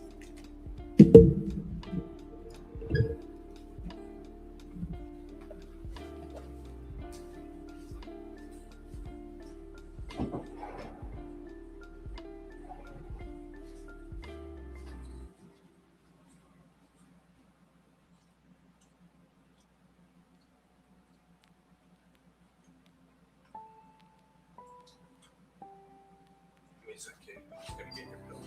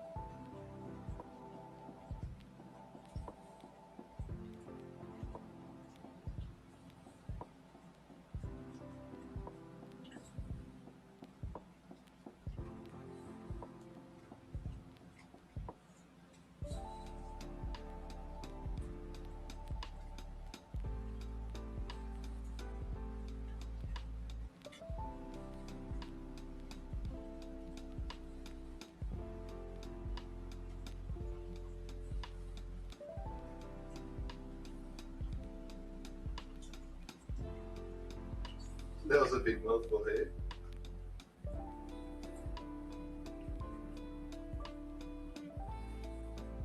Good job, bud. Good job.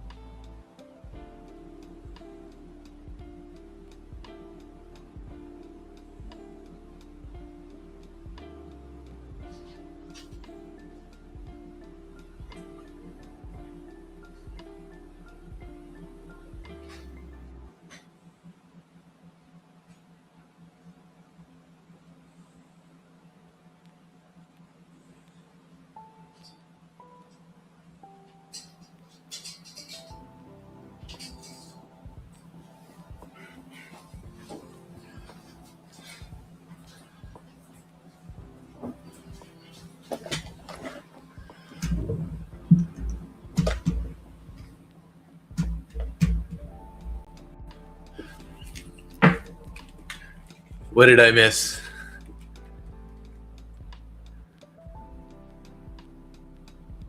I'm here.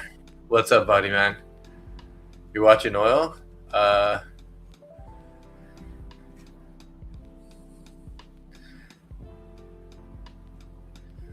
Can ES make it to 650, still holding runner from the value area high?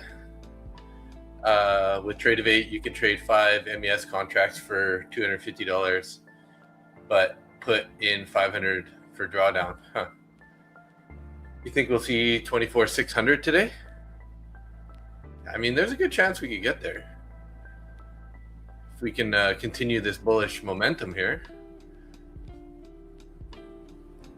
Futures aren't allowed in his country. Yeah, I think I remember that conversation before DI.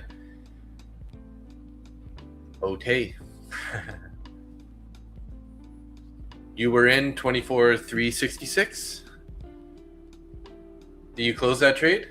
2 micros and 3 accounts? Nothing much. Body man, you're a good gold trader. That's always good. NQ looks like a broke 5-minute bear structure. How hourly closed green. Yeah, pretty strong push out of here. Found support at value area high.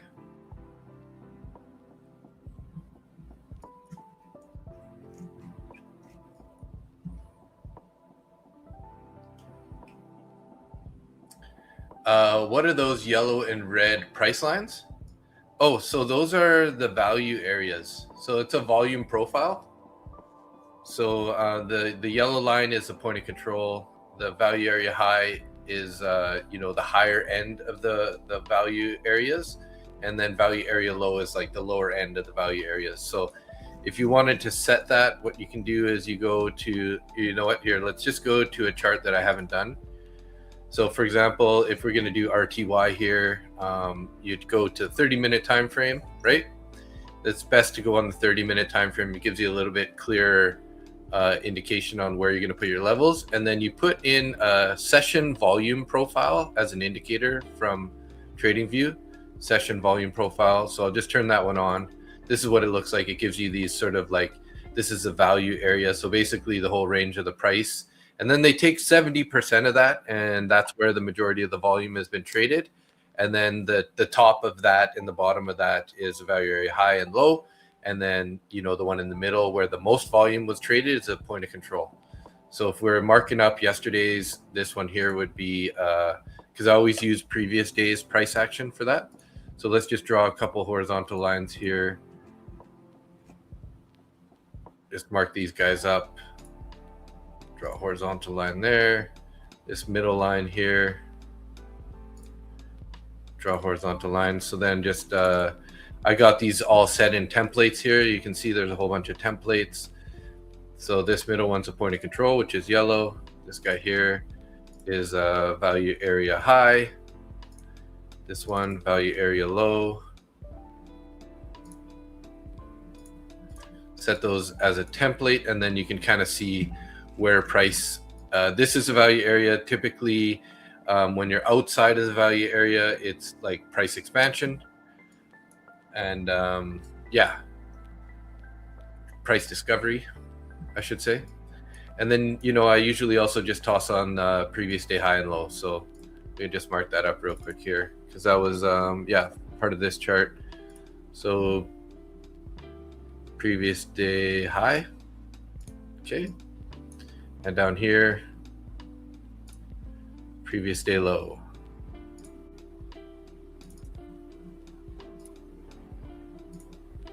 And those are really the levels that I track every day.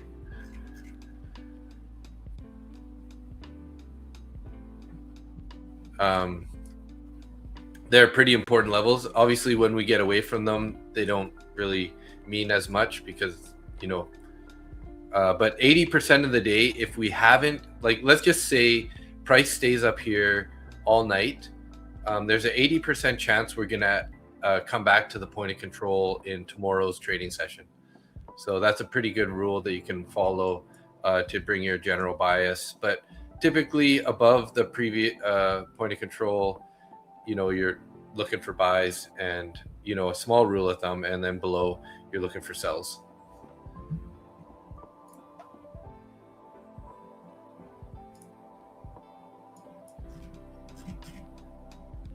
Turn off the session volume profile. There we go.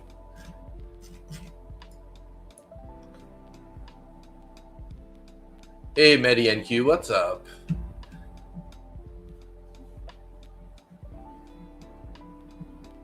Next resistance is 24,400. Yeah, definitely. We'd also have a 5-minute bearish fair value gap, and that's also starting to line up with the overnight VWAP. Right?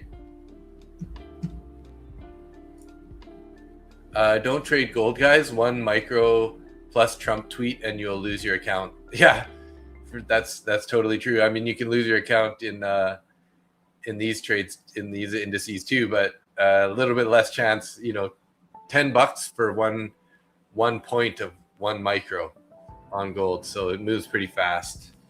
Some people do really well with it. Some people, it's pretty easy to blow accounts also with that, right?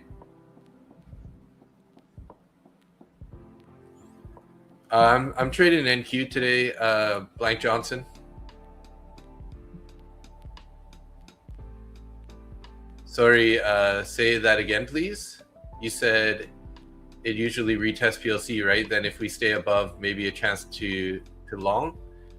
So let's just say, like, if, for example, if we stay above the point of control and then New York Open happens tomorrow, there's an 80% chance we're going to head towards and activate or touch the point of control. Now, if we tap the point of control before market open tomorrow, then that trade is no longer valid. But if we stay playing around in this area, maybe we even head up higher here, whatever, and we stay away from this point of control, when market open happens, if you look up whatever that, I can't remember, the edgeful. If you look at edgeful, 80% of the time, if you haven't activated or tapped into the point of control, on the next trading session, it's going to go there and touch it. So it's a pretty good rule of thumb.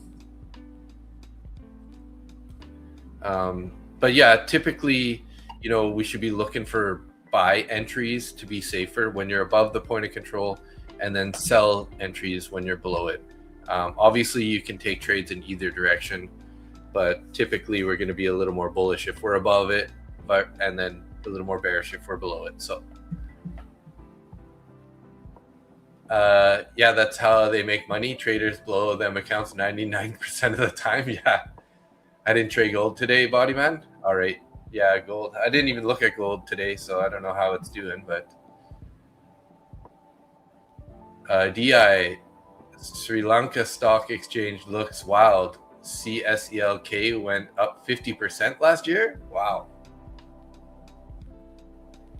Hey, no problem, Mangia.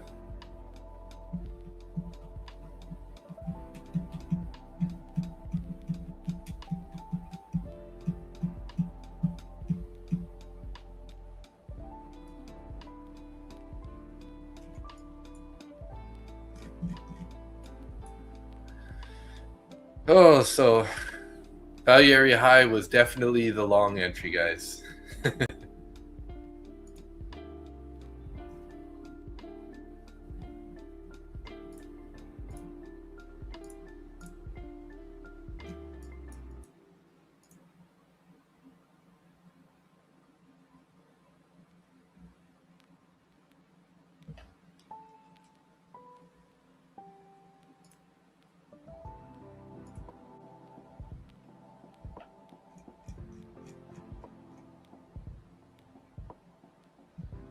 What's oil been doing here? Oil's been sort of rolling over. It bounced up pretty strong.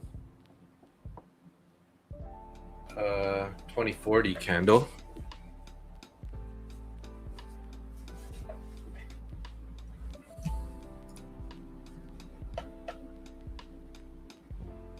Hey, no problem. You're welcome.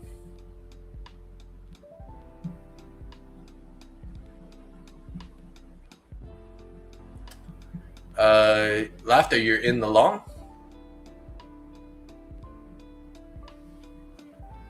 Space Futures FX. Rockets. Woo!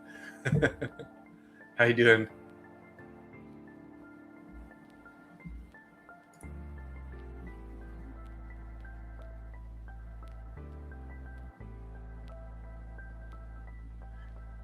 You're still holding that trade there, Kalen?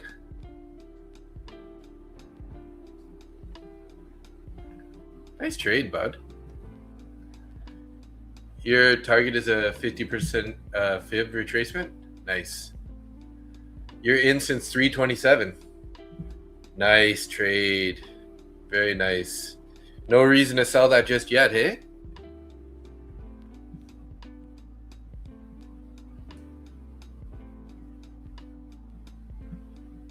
Aiming for 2440. 24,400. I guess you're trying to say, right? Almost there. We almost there. Oh, 24,440. Gotcha.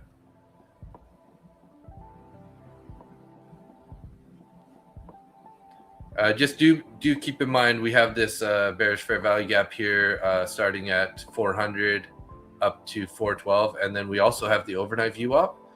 So there could be, you know, we could find some trouble getting through that area. So play it safe around that area. If you start seeing a big rejection, you know, maybe lock in some of those profits. So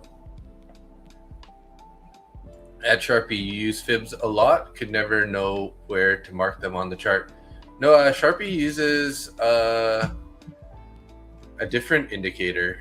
He was sharing it with me recently. Do I still have that on my chart here?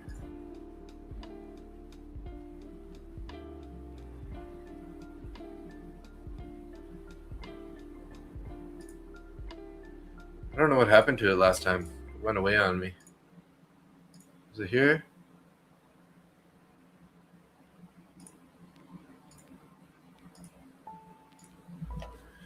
It's a pivots, something pivots. It's a weird name with pivots.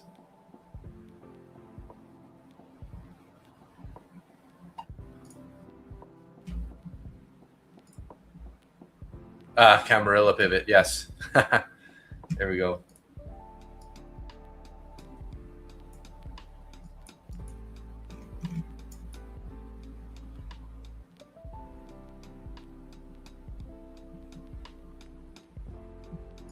Let's get back over to the NQ here, since that's what everyone's kind of trading at the moment.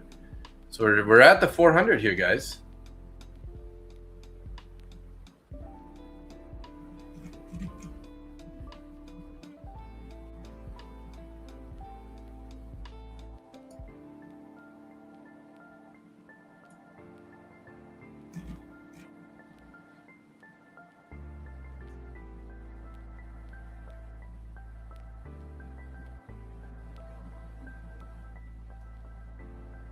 $24, 510 doesn't seem too crazy now if we get past the 400 without sweeping.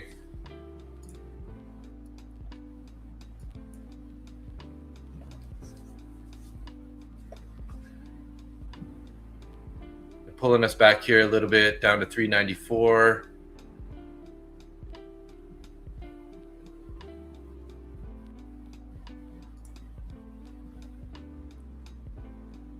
Oil's bouncing a little bit.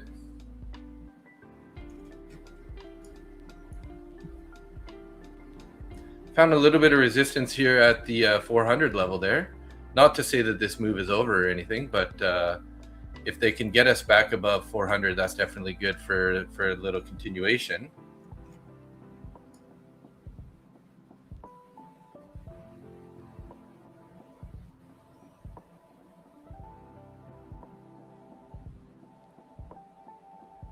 Break that 400 again here, boys.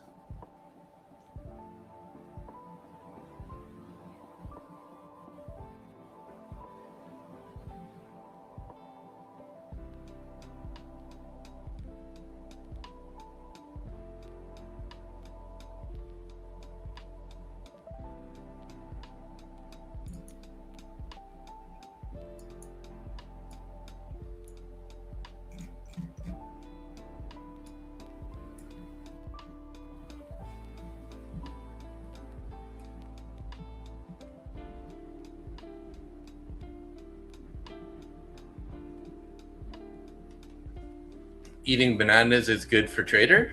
Why? Hey, Trade with Leo, how you doing? The morning session, I did pretty good. I think I was up, what did I do? I made, what did I make?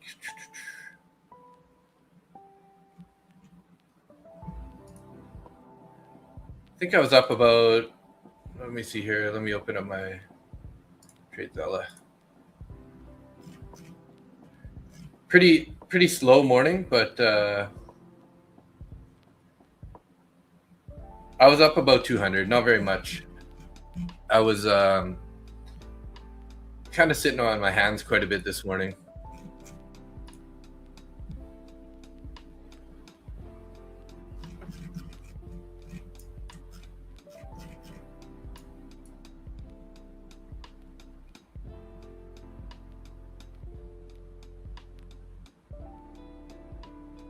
No fair value gaps stops it whenever you use that stuff. No fair value gap stops it when I never use that stuff.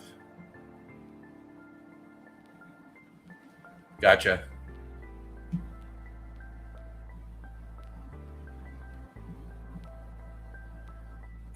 Yeah, commissions in real estate can be really good for sure. You know, like 3% roughly, or a little bit less.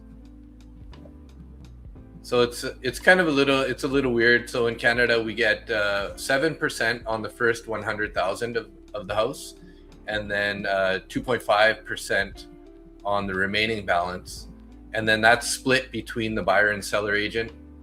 So you know, $1 million house is probably like 15,000 Canadian dollars commission. Nice push here, guys. That wasn't a good candle through view up. No, pretty strong. Property tax is pretty high in Canada.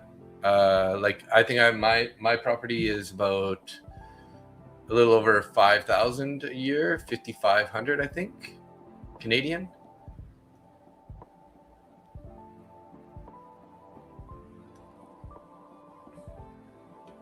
So it's there's some costs for sure. Hawaii's got high property tax. Yeah.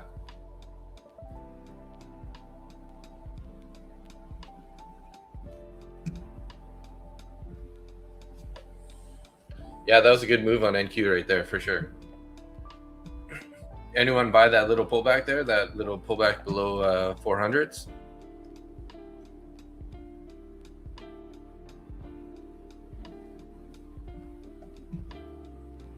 And we closed that fair value gap. So that's inverted there.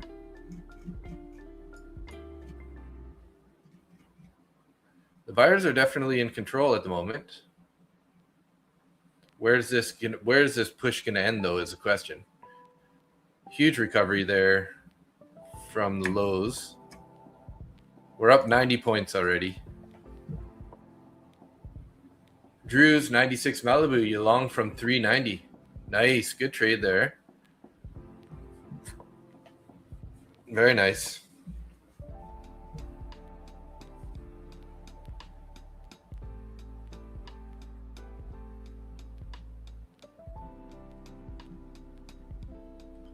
Lafta heard the opposite. Tax for homes is very low in Hawaii. Huh.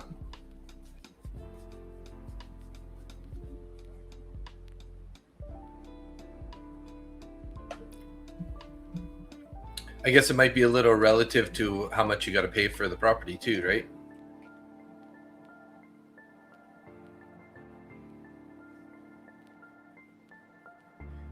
I am a little worried, guys. We have a bit of like a windstorm right now, so there's always a chance it could get a power outage. So I'm gonna have to at least make sure I put my stops in if I get in any trades. So Hawaii has one of the lowest property taxes in the US, typically under 0.5% to 0.3% of assessed value of primary residence.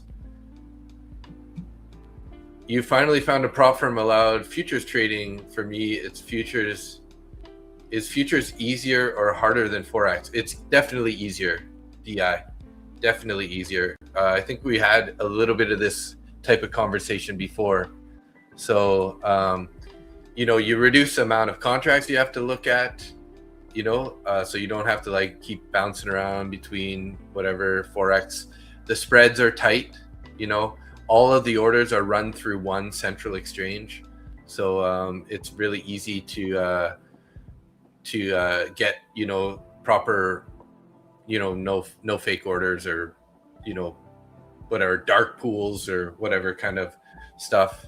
There's good leverage on it, and yeah, if you can use prop firms, it's definitely a good way to trade.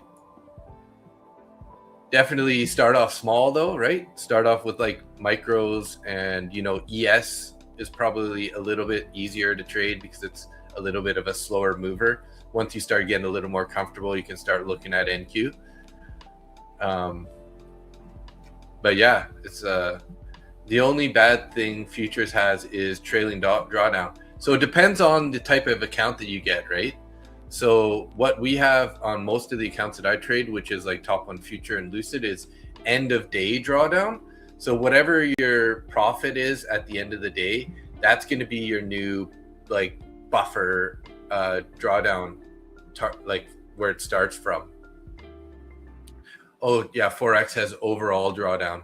So it's like a static drawdown, right? Yeah, so I don't think that so once you clear the buffer, like for example, I'll show you this guy here. So this is the Top Step X 150K trading combine. So the profit target to pass it is 9,000.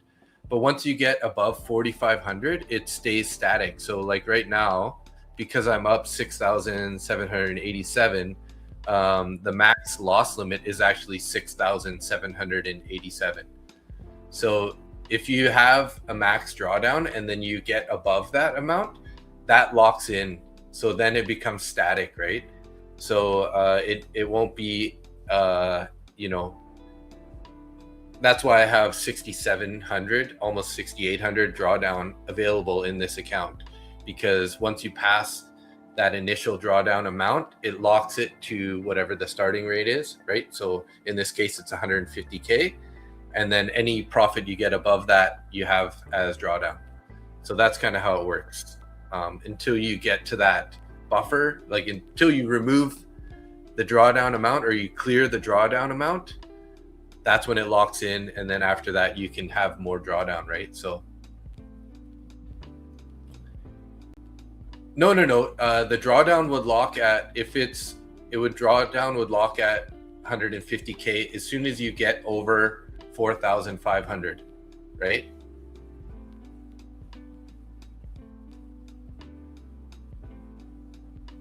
No, Travel with Leo, this is an evaluation account, right? So I got to pass this account. I got to get it to 9,000 before I can take a payout, or before I can get it to a funded account. So yeah, so I got to get, you know, 2,220 or so to pass this, and then it'll become a funded account. And then you have to get back to the 9,000 profit target. So unfortunately, it's not a funded account. So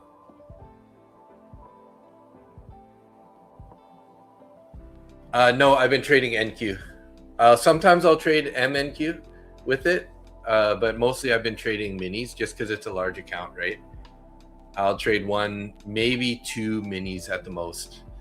And then when I watch the numbers, I just, instead of it being like 100, 200, 300, I just, in my mind, think of it as like, okay, if I was in with one micro, it would be 30, you know, 10, 20, $30 when I'm $300 in drawdown. Know what I mean? So just mentally shrink it to what it would be like in a one micro trade, and then you're good to go.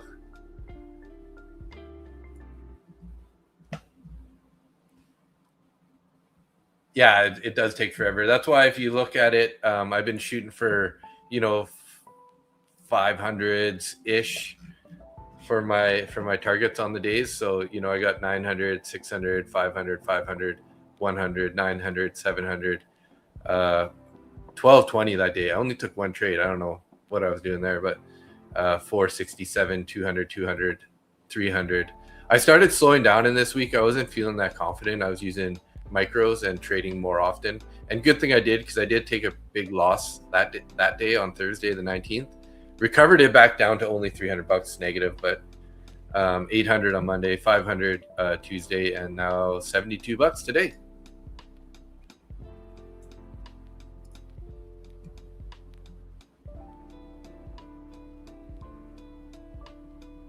Yeah, if you change the dollar sign to ticks. But if you just think about it, if you're trading minis rather than micros and you have that extra drawdown, as long as you just like consider it 1/10 the size, then it's like you kind of trick your mind into doing it. So Dave, may I ask you what your biggest win and your biggest loss on trading? Yeah, my biggest win. I think my biggest winning day was probably somewhere around 3,000, 3 to 4,000, and that was when I was copy trading 5 accounts. And then my biggest losing day was 8 grand, and then again that was because I was trading 5 accounts. So it ended up being like, think about a $1,500 per account losing day that made 8 grand. So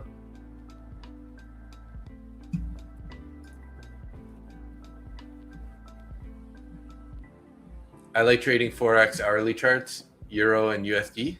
Nice, Lafta. Yeah, I've never touched Forex. I don't know. I feel like the futures are a little bit safer.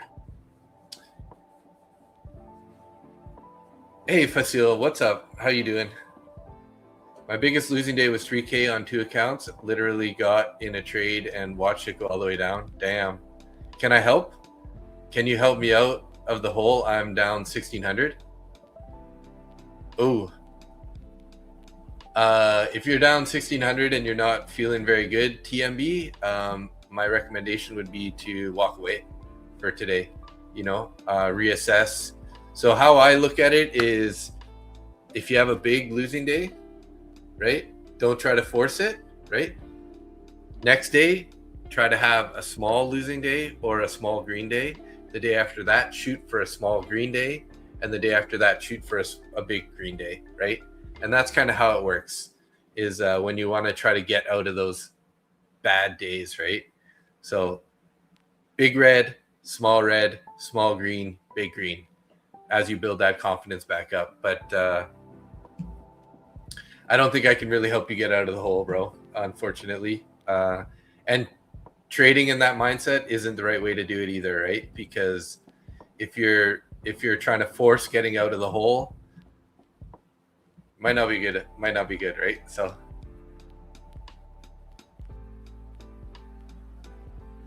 size down. Yeah, good advice, Lafta. Definitely size down and go for some base hits. Just build back that confidence and don't try to force recovering $1,600, right? That money's gone, it's lost.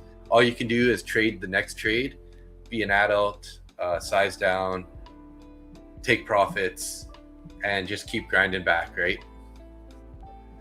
I do love copy trading as well. It can bring you to the moon if it works. If not, gonna be big red. Thank you for sharing with us. Yeah, right. Hey, Angia, it can be. It's a double-edged sword, right? So you blew a new account last night. Just size down, bro. When I do that, I always do good. Every time I go mini, I get burned. Yeah. If you don't, you have to have the right account size to be trading minis too, right? So if you can consistently take trades with 1 to 3 micros, you can make a lot of money every day. And you keep it in perspective. Like, people go to work for a full 8-hour shift, right, and make $200 or $250 or whatever, right? We can make $200 in a matter of like 20 minutes in a trade if you're in with like 2 micros. So you got to be happy with that too, right? To keep it in perspective, think about it like if you go to your day job, how much you make, right? And then that kind of like reels it in so that you can be comfortable with taking a smaller win, you know. And don't get caught up by all these gurus that are, you know, making thousands. Maybe you can get there one day, right? And maybe I will too. But as it is right now, I'm keeping size down, which mostly trading micros, especially in the 50K accounts, right? And yeah, just base it, right?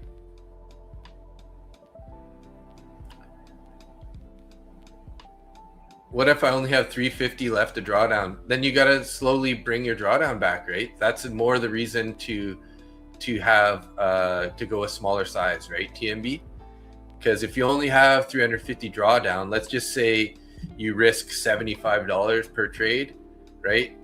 75, 150, 300. So that's a little over 4 trades that you can take to try to recover it, right? So if you size down and, you know, to 1 micro and try to get yourself back up to like, you know, 500, 600 in drawdown, just keep chipping away. Maybe when you get to like, you know, even 800 in a drawdown, then you can start sizing up a little bit more again to risk a bit more. But even at that point, you know, there's no reason you can't make some decent money using 1 to 3 micros, right? So when you only have that much drawdown, you definitely need to size down as small as possible. Yeah, $25 wins, $30 wins. Just keep locking those in, patience. So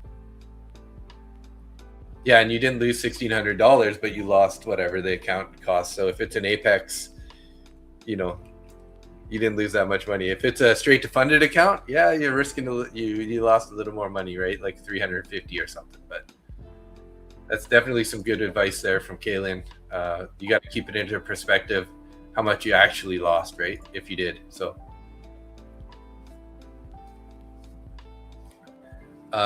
treat it like a teeny weeny account, 1 micro. Yeah, prop firm accounts are not 50K or 100K accounts, right? Yeah.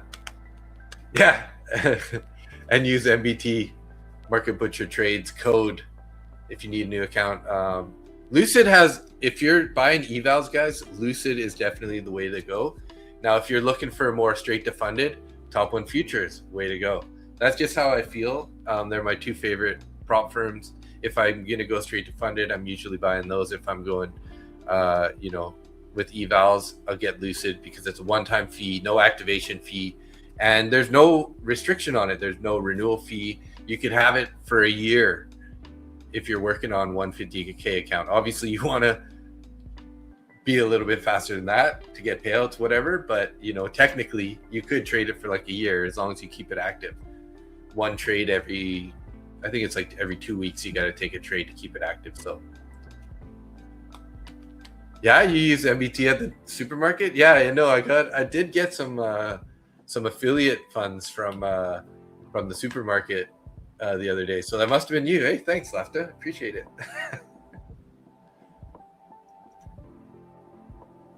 Yes, solid advice from the chat there, though. TMB, size down, 1 micro, right? Lafta's always got the funny comments, guys. So we're kind of holding that view up here, going sideways now for a bit. What time do we got? 9:30. You know what, guys? I think I'm gonna get this this giveaway going. So everybody that's in the chat, we got 64 people watching right now, all in YouTube, nobody in X. So that's sweet. 64 people. That's a nice turnout. Let's see here. We currently have 64 people in the stream, but we only have 29 likes, guys. So tell you what, if we can get to 40 likes, we'll run that giveaway. I'm gonna start using this as bribery, guys. So definitely hit that like button if you want to get this giveaway going. I hear people in the other streams are always using that. We got a giveaway. We got to hit this target on the likes. We got 728 subscribers right now, so thank you guys. But yeah, if we can get the likes up to 40, we'll run that giveaway here. A 50K top one. Oh, look at that. We're instantly at 40 now. What happened? Okay, make it 50. Come on, guys. There's got to be 10 more of you right now. We got 60 people in the stream. Yeah, new like tactics. Hit the like button. Hit that likes. Yeah. Let's see where we at now. 42. Okay, 8 more likes, guys. You can do it. Rebby's saying make it 60. Oh, we're getting bids in the chat here. We're getting bids in the chat. And we got 730 subscribers right now. Geez, this thing really works, eh? Gotta have 8 more people in the chat that can hit that like button, right? We're at 42. Let's go. If we get to 50, that's a nice round number. Thanks, guys. I got the form ready to go here. All we gotta do is get eight more likes on the stream, and we'll be doing that giveaway. Pressure tactics. Oh, 3 more likes, guys. 3 more likes. That's it. Hit the like button. NQ's going to 24,500. All right. Anyone subscribe, even if you think he's a dry cookie. A dry cookie, eh? It is pretty boring stream, so if you're looking for flash and cars and bangs and all this wild stuff, check out PW Patrick Whelan, right? That's where you got to be if you want the drama stream. So all right, 51 likes. Thank you guys. All right, so I'm gonna post that form in the chat here. And then I'll leave it up until 45 after.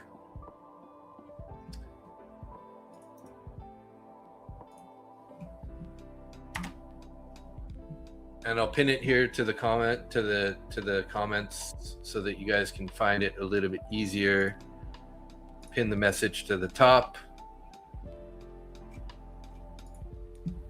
But thank you, 731 subscribers and 51 likes. You guys rock.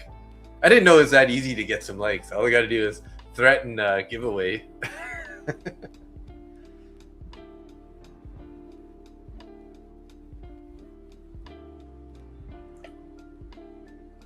Six 777. Oh, that's that meme. Hey, 6-7.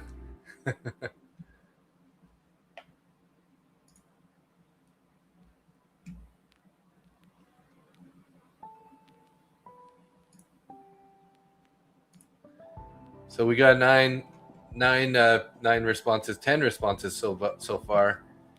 So all we need to do is grab your name, your email address, your YouTube name, and your country. The reason I got to ask the country is, and I apologize ahead of time, if you are the winner and you happen to live in a country that Top One Future does not provide accounts to, I apologize ahead of time because I don't know exactly which countries they don't allow it in. Maybe the country that who was it there? Oh yeah. Sorry, drawing a blank here. DI. Yeah, maybe DI's country doesn't allow Top One Futures. Yeah, if you want to add your passport number, you can always do that too. Travel with Leo. Just in case you want to give it all up. You could also send me your bank account PIN too. Just kidding. Hey, Wayne Beauregard, what's up? Good to see you back in the stream.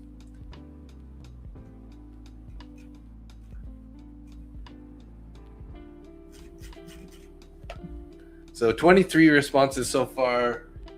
We've got about 4 or 5 minutes left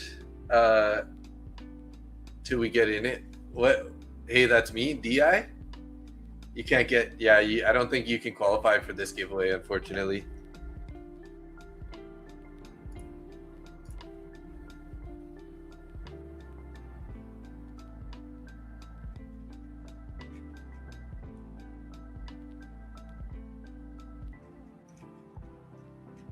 25 responses here. You took your profit at 410. Nice, good move. Yeah, before we end up pulling back any deeper, that was a beautiful trade there. Good job, Sharpie. We lost view up and you close. Same here. Nice. Yeah, smart trade. TSA, last 4 digits, car license plate number. Right. Tomorrow I'll have relevant news about the market. I don't know. Let's see. Tomorrow's the 25th, right? We have U.S. import prices. It's a medium folder. We got crude oil inventories, which could be a high impact for crude. And then we got gasoline and distillate inventory. So nothing really huge that's going to affect the indices. But I would keep an eye out for the crude oil, which is 10:30 a.m. Eastern Standard Time, just in case, because if there's some really good or bad news, as we know, crude has been sort of running the inverse of what the indices are doing. So do keep an eye out for that. So 10:30 a.m. tomorrow morning, be careful for that. So Drew, same, trailed your stop to 410. Look at these guys, all three of you guys taking the same exit on that trade. So and anyone who says 67, I don't think you meant anything by it, but I'm gonna step away and just listen in the background. Need to cook dinner. All right, Kaylin, good job on that trades, guys. I'm gonna give you guys all some of these sound effects for the W's. Good trades, guys. We got an explosion. We'll do a man screaming, followed by a police siren, and then an applause. Nice job, guys. W's in the chat. Thanks, guys. Drew 69 Malibu. My kids are 6 and 7. I hear it every day. Right? Nice. So 1 or 2 minutes here left in the forum here. Looks like we got about 26 responses at the moment. And we got 52 likes, 732 subscribers. So we'd added a few subscribers today. Thank you for anyone who did do that. Appreciate you guys supporting the stream like that. And also appreciate anyone who has used my discount code. Helps keep the dream alive here.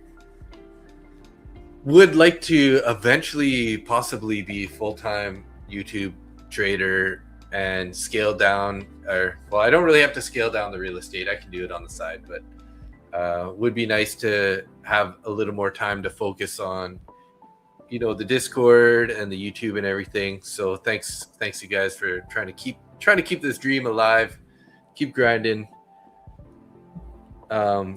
It's kind of weird. I never really thought going on YouTube I could actually make some money. And with those affiliate sales, I've made, nothing to break a bank or anything, but it's pretty sweet to actually to make some money from YouTube and YouTube streaming and stuff. I'm not really making money from YouTube itself, but from the support from you guys. That's why I'm doing these giveaways, just giving back what I can here. The Lucid accounts, I got these giveaways, and we're yeah.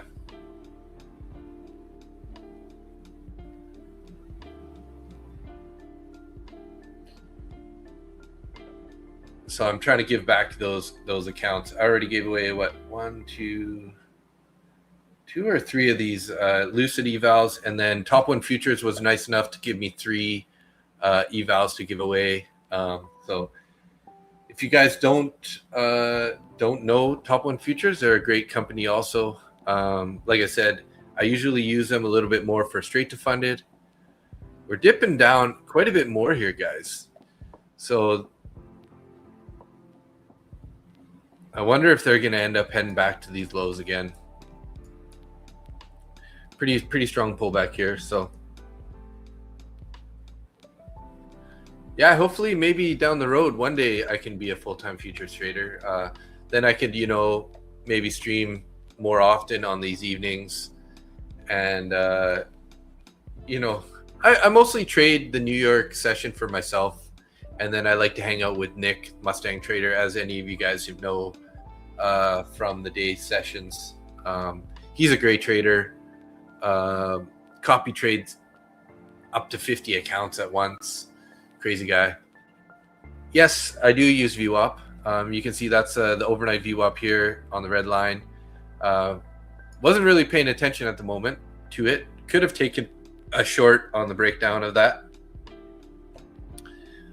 But overall, we're pretty bullish still. So this could be we could be getting an opportunity for a long here pretty soon. So anyways, guys, I'm gonna take away that. I'm gonna unpin that message. And then we're gonna grab the names right now, set up the duck race.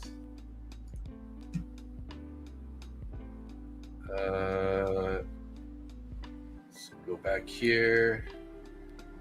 Names on the list, edit the list.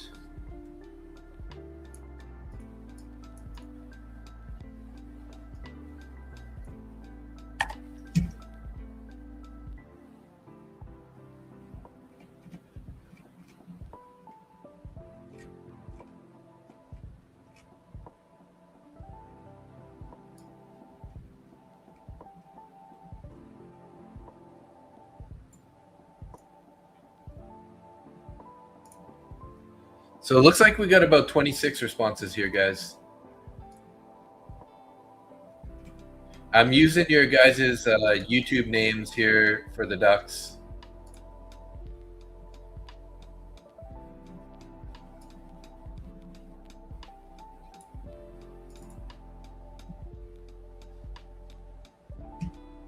Let me just get rid of some of these banners real quick off of the stream so we can see what's going on. And let's go change the layout here also.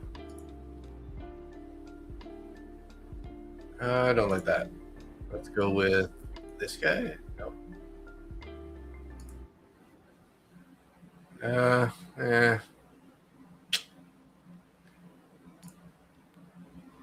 No, that's no good.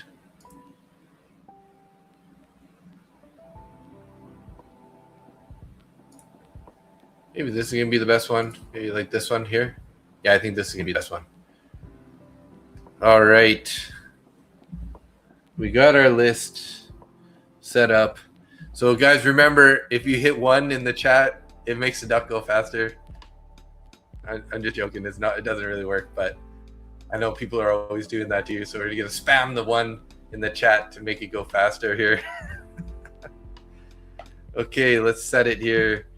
All right, the race is getting bigger here, guys. Every stream here, we're getting more and more people. So we're gonna shuffle these characters around a couple times, and good luck to whoever wins here. A 50K top 1 futures eval account. It's not the daily payout one, unfortunately, guys. But hey, a free account's a free account. So.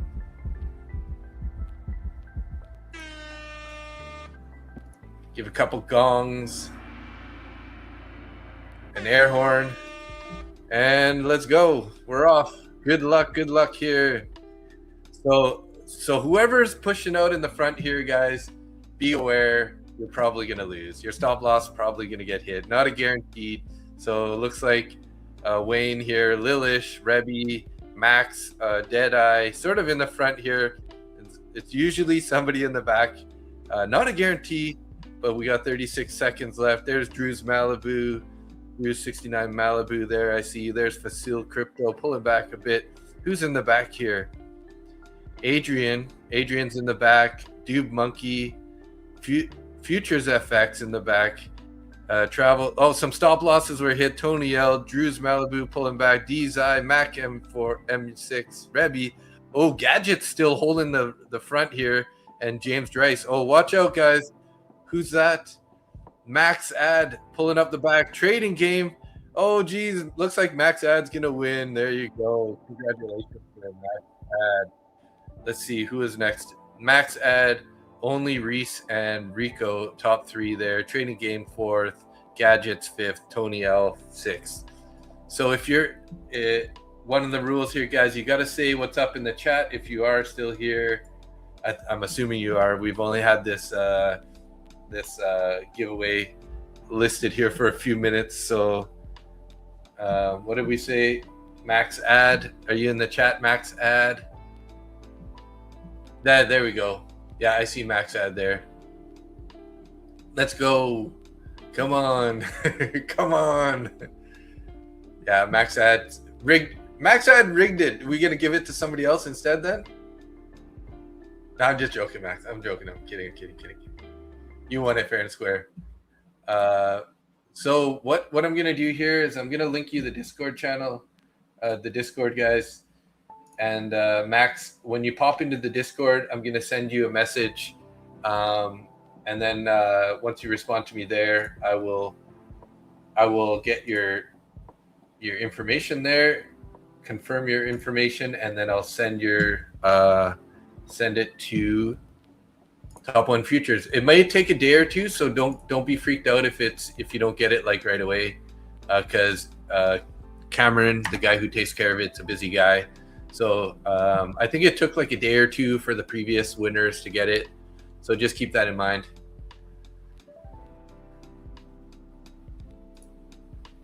Oh, we don't want that one. Here it is. And let's get this banner going back. Top One Futures sponsoring tonight's stream, guys. Check them out. Use my discount code and also the little QR code on the top of the screen there if you use your phone to get you to their their link if you're looking to get any. So yeah, so pop into Discord there, Max. It was Max, right? Max Ad, and shoot me a message or just pop into the Discord. I'll see when you do, and then I will send you a message real quick. And then when's the next race? Sorry, Travel with Leo. I've been trying to spread it out. I don't have a ton of accounts. That was my last Top One Futures account to give away. Yeah, just pop into the Discord there, Max. I linked it in the chat. Pop in the Discord. Once you pop into the Discord, I can see your name. I'll send you a message. And then yeah, I'll just confirm your information with you, and then I'll forward that to the guy at Top One Futures, Mr. Cameron.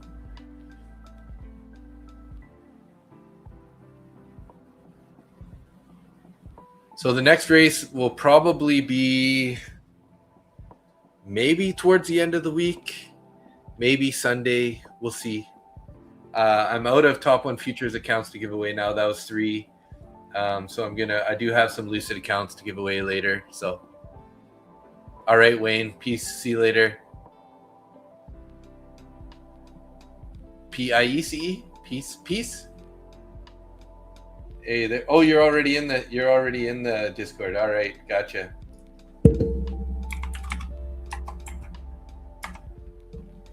There we go. I sent you a message there. So just quickly confirm your full name, your email address, and your country, please, in the chat there, Max. And then that's what I got to forward to Cameron at Top One Futures, and then he'll set your account up.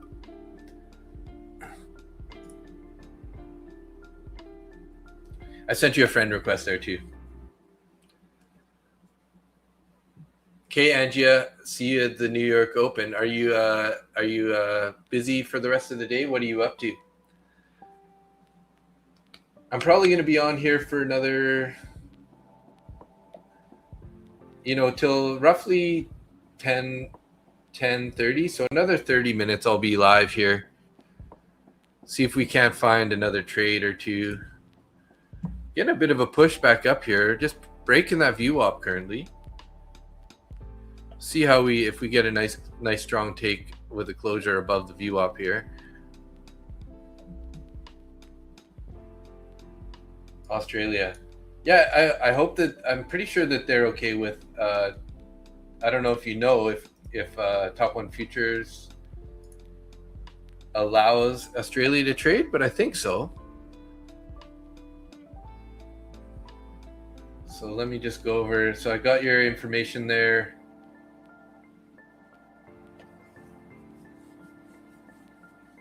Nice take of the view up.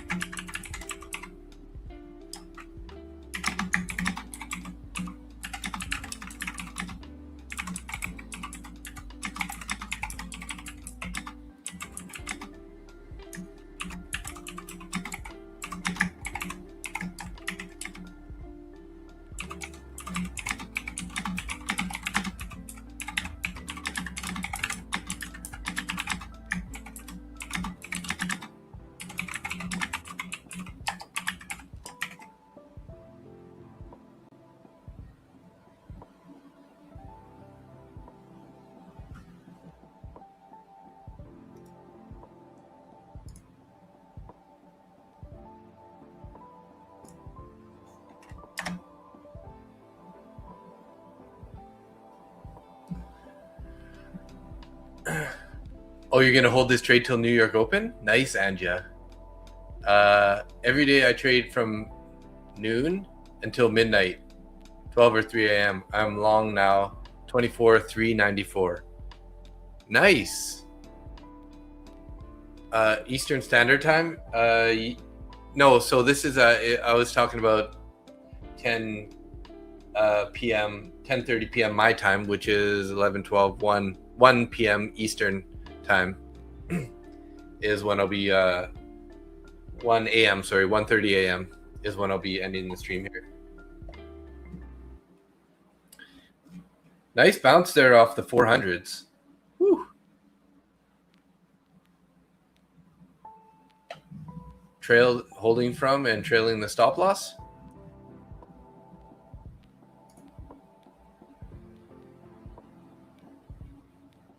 Hey, 733 subscribers. Thank you guys. Appreciate that. And we hit 52 likes on the stream. Very nice, very nice. You guys rock. Hopefully you guys are green and you know, getting some sort of value, if not just people to hang out with, a good community here. That's what I like so much is the community has been really awesome hanging out with you guys. So appreciate you guys. Thank you. Thank you. And looks like we got a golden fill, golden PHI, golden fee. Joined the Discord. Thank you. Welcome, welcome.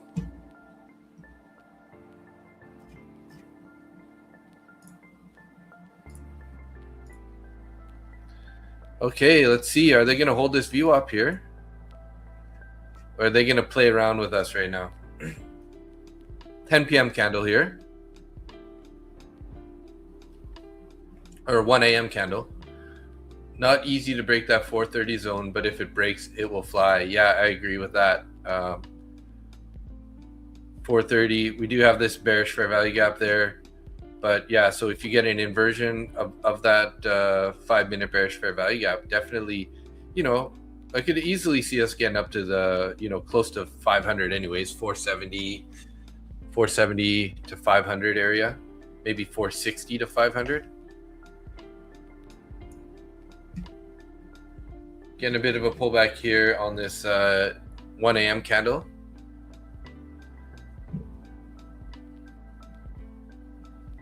Drew, you took 15 points. Nice trade. Nice trade. Oh, yeah. Sorry. Lafta said, do you trade EST, Eastern Standard Time?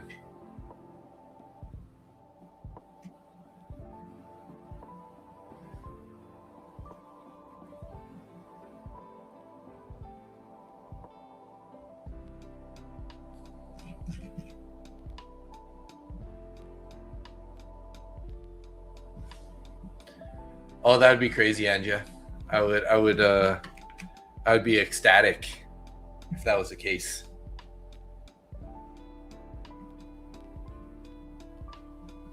I'm mostly just excited to hit 1,000 subscribers. We currently have 61 people watching in YouTube, 63. Welcome everybody.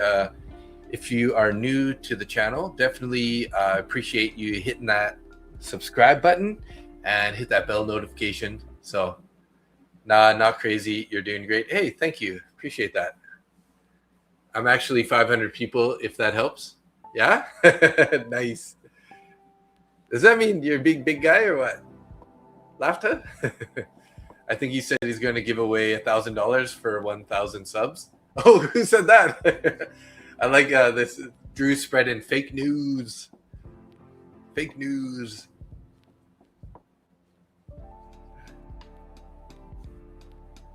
Yeah, start from small. Takes time to grow. Have a little faith. Yeah, I agree. Slow and steady. It's been growing faster recently than it. You know, when I was between 0 and like 100, it was so slow. I think I spent like 3 or 4 months between 0 and 100 subscribers. But actually, I started streaming Sunday nights, and that's when I started actually piling on subscribers. You know, I had some streams where I had like 70, 80 people pop into the stream, or 1,000 people pop in throughout the whole stream. And the subscribers started climbing then. And then once I got over, you know, like 200-300, then it started being like I would be at 300, then it would be like 330, 360, 400. And so it started climbing a lot faster. So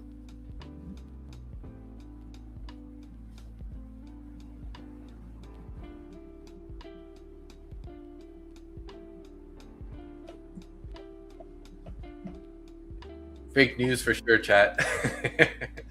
But I'll definitely be doing a giveaway. That's a good idea, actually. I will make sure to give away a couple accounts when we get to the 1,000. I'll hold on to a couple accounts from Lucid until that point, and we'll do it a nice big giveaway that day. We'll do like, you know, an extra account giveaway. So what do I have? I think I have about 3 or 4 more Lucid accounts that I can give away. So 1, 2, 3. So yeah, I have three accounts still that I can give away from Lucid.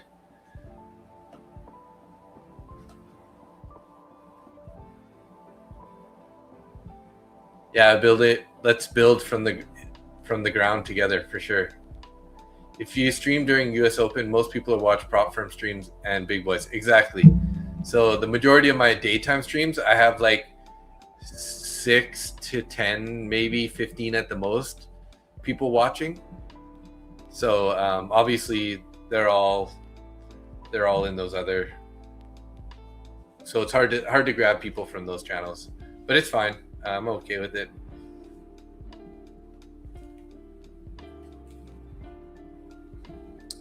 I got 2 Lucid accounts at the moment. Keen to try another firm though. Nice, yeah. You know, and if you like Lucid, you're gonna like Top 1 Futures because they're a very similar company. They have a lot of similar rules, really fast payouts, great support, and the one thing I like about Top 1 Futures is you can get into sort of like some of the lowest priced straight to funded accounts, right? So I'll just open this up here, guys. So if you look at these Ignite instant funded here, they're really good, right? So if you look, you know, here's a 50K Ignite account, 239 after discount, using my code MBT. You can copy trade 10 of these accounts. And that's a pretty good price to get into instant funded. The only drawdown of this guy is it's a 15% consistency. So I think that's for a 50K account, it's about 450 profit.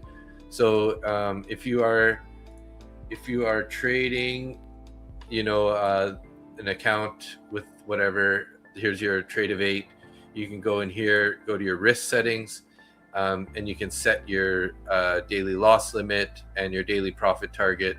So you'd probably want to set this to like 450 if you're in those accounts. And then you don't blow your consistency out of the water, right?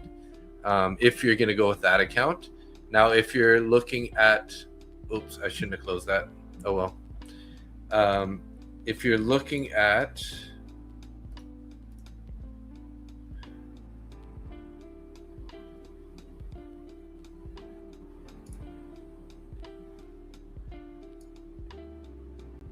let me just get this guy back open.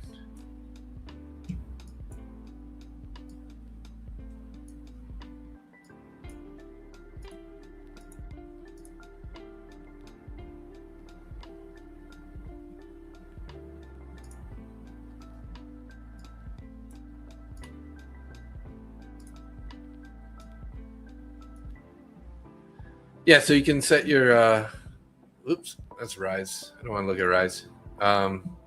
Sorry, I think I saw somebody comment there.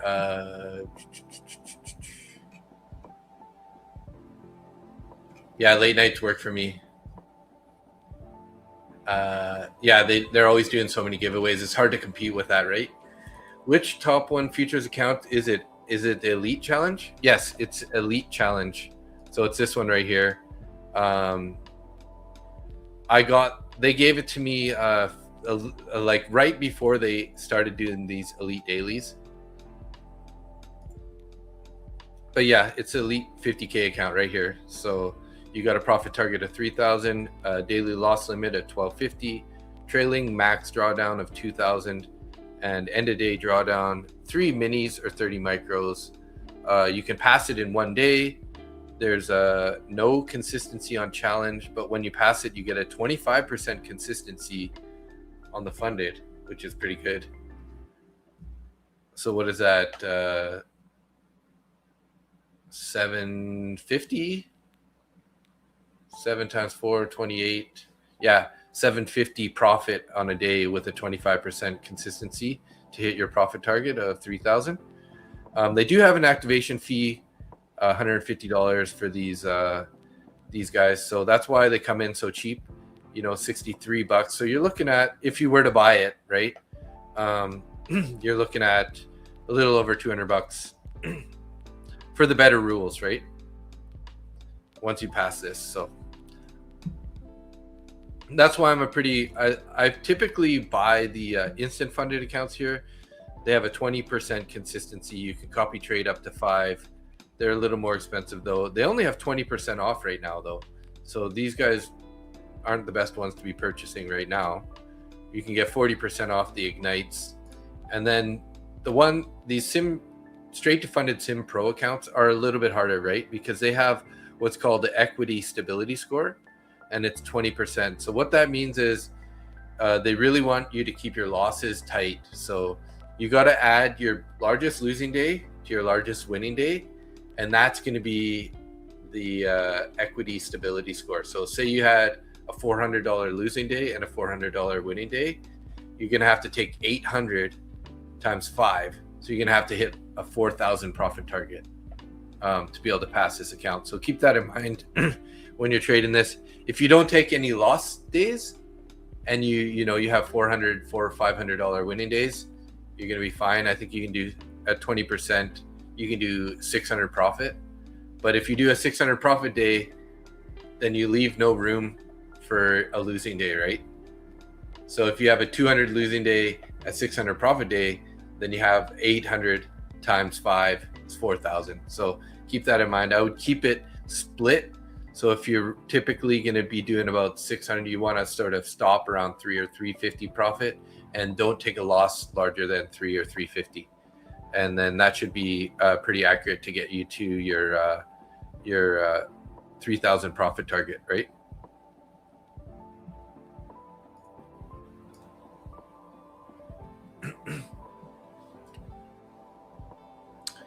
Okay, yeah. So Pip Tracker is saying, can you explain the consistency? That's kind of what I was talking about right there, right? So when you have, like, the easiest way to explain it here is if you look at this 20%, right? So the this one, Instant Sim Funded, 20% consistency. So what you have to do basically is you can only have a winning day of your biggest winning day can only be 20% of your profit target. So if you have a $3,000 profit target and at 20%, to make it to 100% would be times 5, right? So if you take 3,000 divided by 5, that's 600. So that's how you'd know at a 20% consistency to get 3,000 profit target would be $600, because 600 times 5 is 3,000. So that's a basic way to break it down. But anyways, whatever your profit target is, you can only have a maximum winning day of 20% to hit that profit target. So if you were to make 800, right, instead of 600, then you got to multiply 800 times 5. That's going to put you at 4,000. So you're going to have to reach 4,000 to get your equity or your consistency score to be 20% or less to take your payout, even though the target is 3,000 for the account.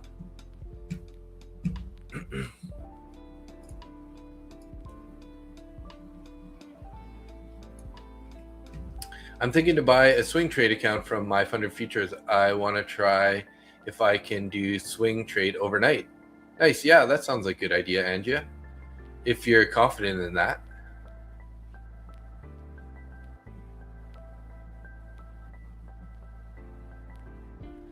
But even with a regular prop firm account, as long as you get into your position, say 6 p.m. East Coast, you can hold it all the way to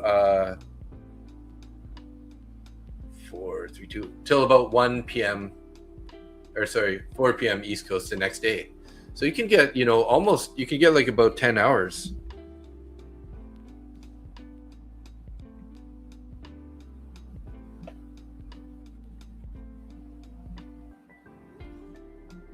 You can hold for 10 hours anyways. If your total profit's 1,000, then any one day you profit should only be 200 for the payout cycle. Yeah, exactly. So whatever your profit target is, you only can make 20% of that score. So if you just, an easy way to figure it out too is just plug the numbers into AI, right? And then just say, what's a 20% consistency score of X amount of dollars? And then that should help you out, right?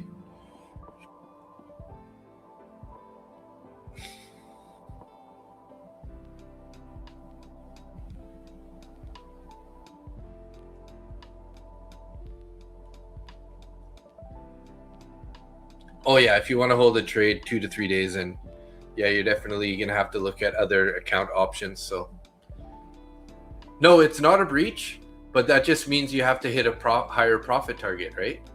So like say your profit target is 3,000, and then if you do 800, if you win 800 on one trade or one day, then you're gonna have to actually reach 4,000 to hit the consistency, even though the profit target is only 3,000. So it's not a breach of rules or anything, but it just means you're going to have to trade it longer. You're going to have a higher profit target to qualify for the payout. So, if you're looking to have a buffer in your account, right, then it's not that big of a deal to go a little bit over the consistency.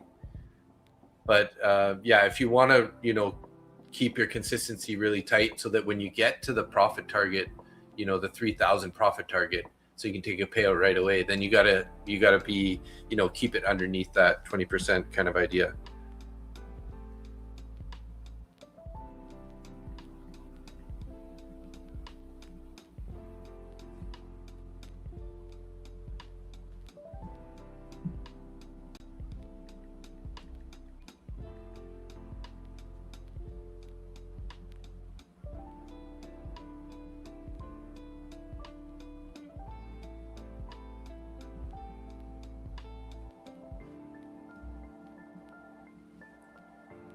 I made 600 one day, and my Ignite account, my profit target went from 2,500 to 4,600. Oh well, just gotta keep doing what I'm doing. 4,200, just double checked.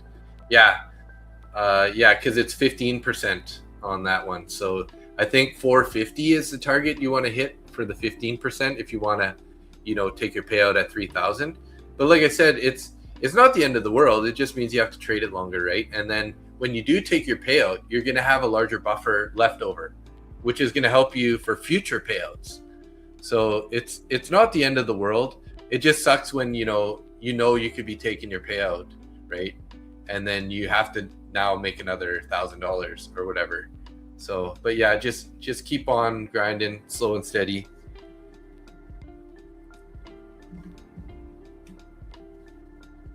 More time I get to spend hanging out with you guys. Yeah, for sure.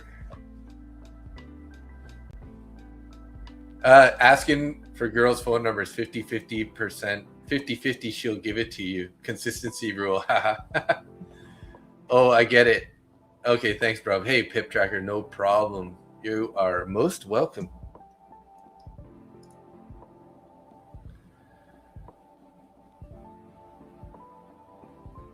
Okay, guys. I think I'm gonna wrap it up here.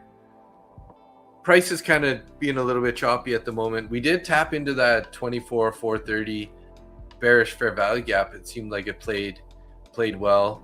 Could have taken a short there. Too busy in the chat and going over these questions, but hey, this is part of the fun. I like hanging out, chatting with you guys. So thanks so much, guys. I appreciate you guys for being here. Congrats to the winner of the duck race there, Max Ad.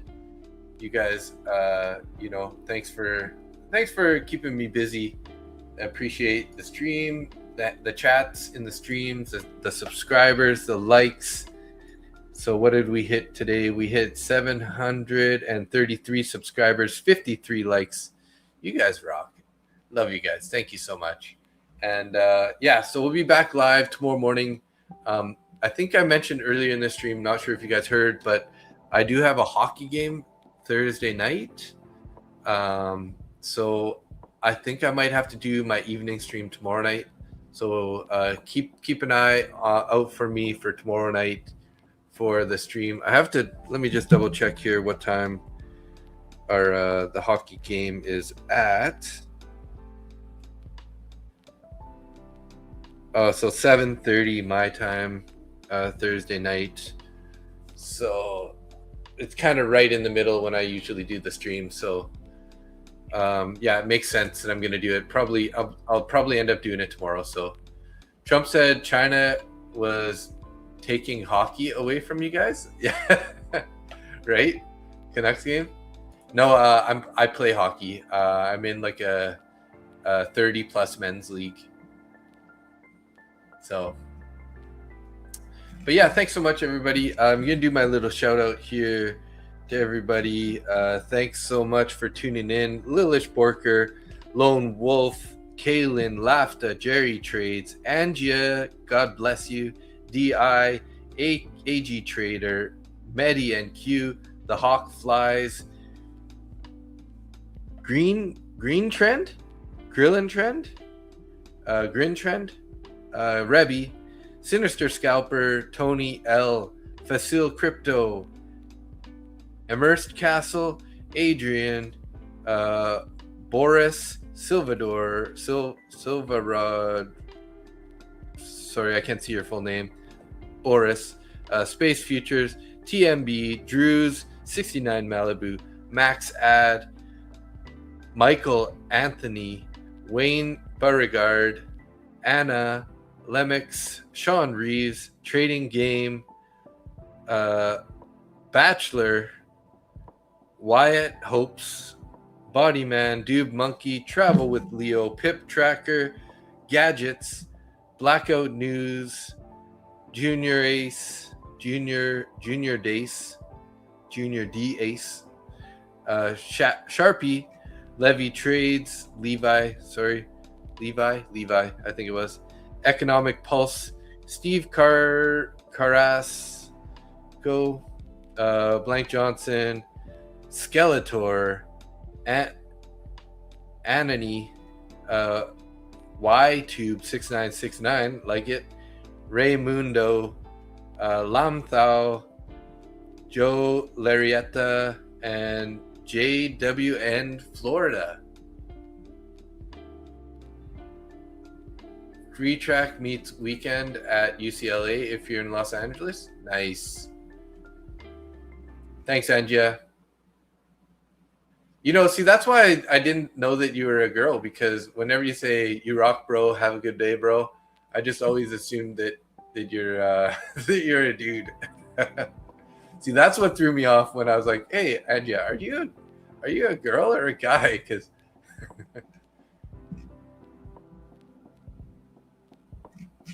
yeah, thanks so much, everybody. Though I appreciate you guys tuning in. Good luck tonight. Be safe. Or seem like we're in a chop zone here. Might be heading higher. We do have room to the top of the channel here, up around 460 to 470. And you know, who knows though? This market is wild at the moment. Keep in mind though, we might have the 80% set up tomorrow morning. So if we get the market open tomorrow and we haven't touched the point of control, can look for a potential entry there, maybe in an inverted fair value gap for an entry, targeting the point of control. Keep that in mind for tomorrow. But thanks, everybody. It's fine. You're good with that? Nice. Be safe. Don't lose accounts. Not sure, but it should be fun at Sinister Scalper. All right. Yeah. Okay, guys. Thanks so much. Have a great night. Love you. See you on the flip side tomorrow morning or tomorrow night for the evening stream. Thanks a lot, and we'll catch you on the next one. Peace out, guys.